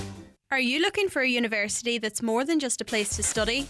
Welcome to Atlantic Technological University, a thriving community where innovation and inspiration come to life. At ATU, you'll enjoy a vibrant student life, exciting career opportunities, and a supportive community every step of the way. Join ATU Donegal's Open Evening on the Letterkenny campus on Wednesday, 22nd of January from 4 to 7 p.m. Visit atu.ie/opendays. ATU, your future is here. Are you looking for a powerful, high-performance laptop? Think green and save big with Ben Sweeney Euronics. Discover refurbished Lenovo ThinkPads that look and feel like new with Windows 11 pre-installed and a rock-solid 3-year warranty for total peace of mind. Why pay full price when you can save up to 70% and do your part for the planet by choosing sustainable tech?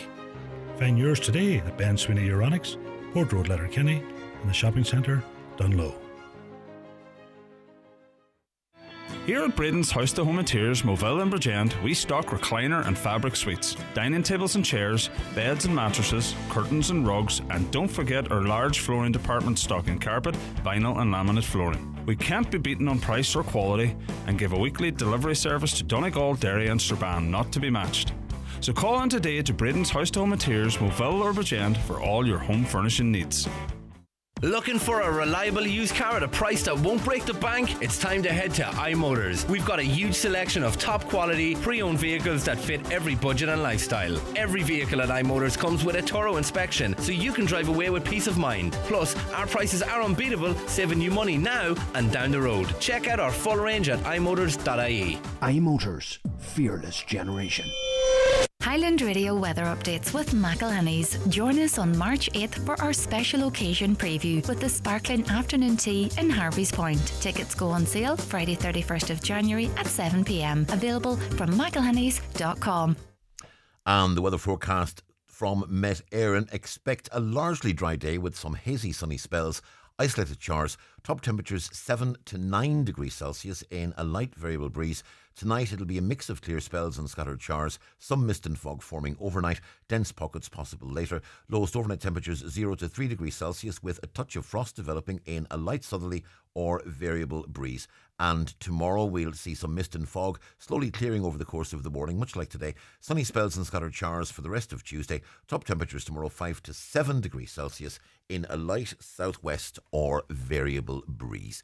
Some of your comments. Maria says, that Belgium number has been ringing me non-stop for 4 days. I think it's a scam. I strongly do suspect it is a scam, Maria. I'm absolutely with you on that. I keep getting it as well and have done quite a bit over the past couple of days, as I said. But again, I am not going to answer. I'm not going to engage. And very often what it is too is they seem to have access to several numbers. So you block one and then another one comes along. And I know sometimes people say the worst thing you can do, particularly with things like scam Facebook posts and stuff like that, is to actually respond in any way. Because as soon as you've responded, and this really holds on social media and on Facebook, if you respond, even if you like or don't like or click a heart, what you have effectively said to the people is, yes, I will respond to a post, and then you'll get bombarded. So the worry is going to be that if you're seen to respond, even if, so I will, the only thing I will do is just hit reject call. That's the only thing I'll be doing. Caller from Buncrana says there should be at least 2 zebra crossings in the area for people to cross the road.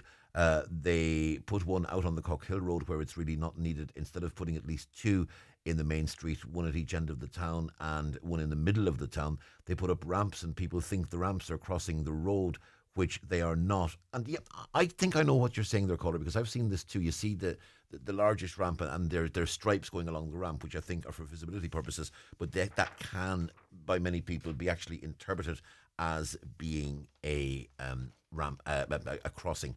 Now, obviously, I think motorists will be keeping an eye on the road, and it's incumbent on us. Just because there's a crossing there, obviously we still have to, be absolutely 110% alert and watch where we're going, and it's incumbent on motorists in the centre of a town to be absolutely 100% alert as well. And you don't say, oh, it's not a crossing, that's grand, I'll plough on. We all have responsibilities here in terms of being aware of our surroundings. Caller said, and I'm not going to name the drug because I think there's a typo on this, so I don't want to name the drug. But the caller says, I took a drug that my GP gave me, steroids, which I took a bad reaction to. I was told I need to see a neurologist. The waiting list is 5 years. I'm early 50s. By then I'll be nearly 60 when I see a neurologist. I'm on no medication and I'm getting worse.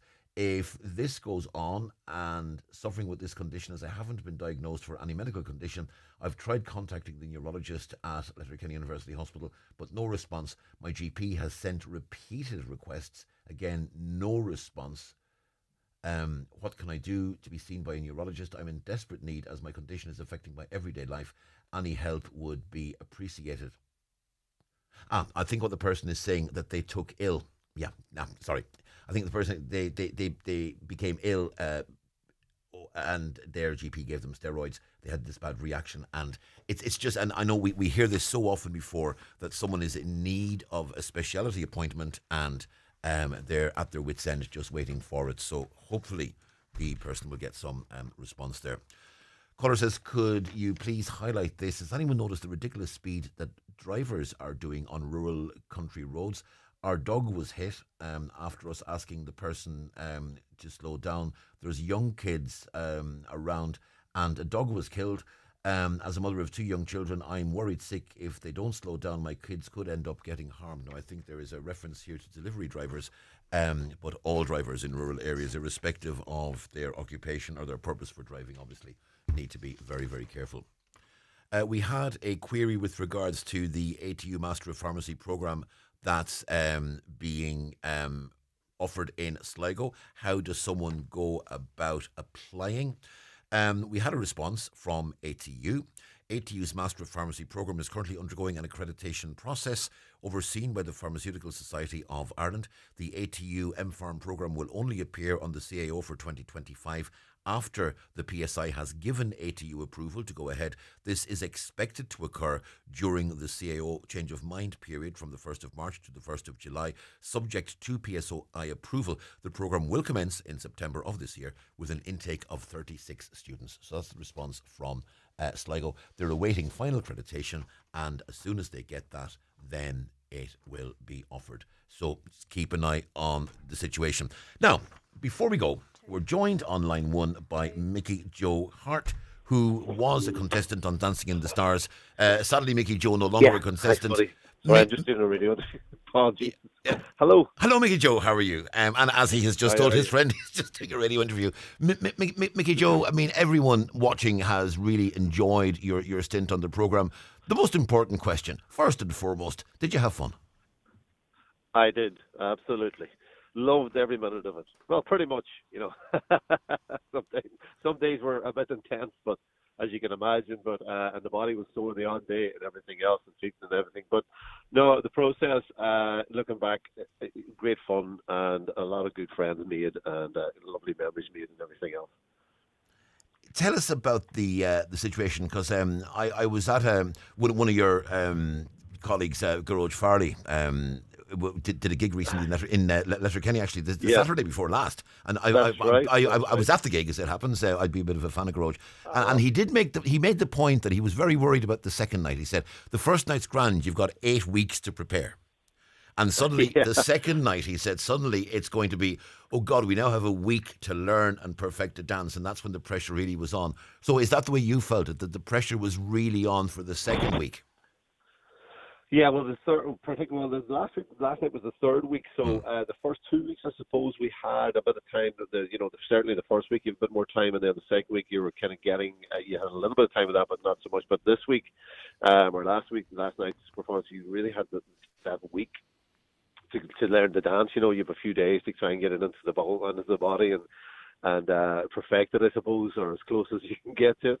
So yeah, the pressure that intensifies, and that's the way it'll be for the rest of the night. For every week, you'll get a new dance sort of on the Monday, and you have to have it, and you know, as close as you can by the Sunday. You know, so yeah, it's an intense process. You know, you don't realize until you're in the middle of it. And it's not an easy thing. I mean, I'm involved in an amateur musical society now, and I mean, what we do is absolutely nothing compared to the level of intensity that you're doing. But I mean, I know as someone who tries to dance, you know, for a musical on stage, I mean, it ain't an easy thing to do. No, it's it's incredible. I mean, it's the hardest thing I've ever had to do, Donal. I'll be honest with you. In any, you know, and I've done some, you know, pretty intensive kind of gigs and performances over the years, and here and there in different stages in different parts of the world.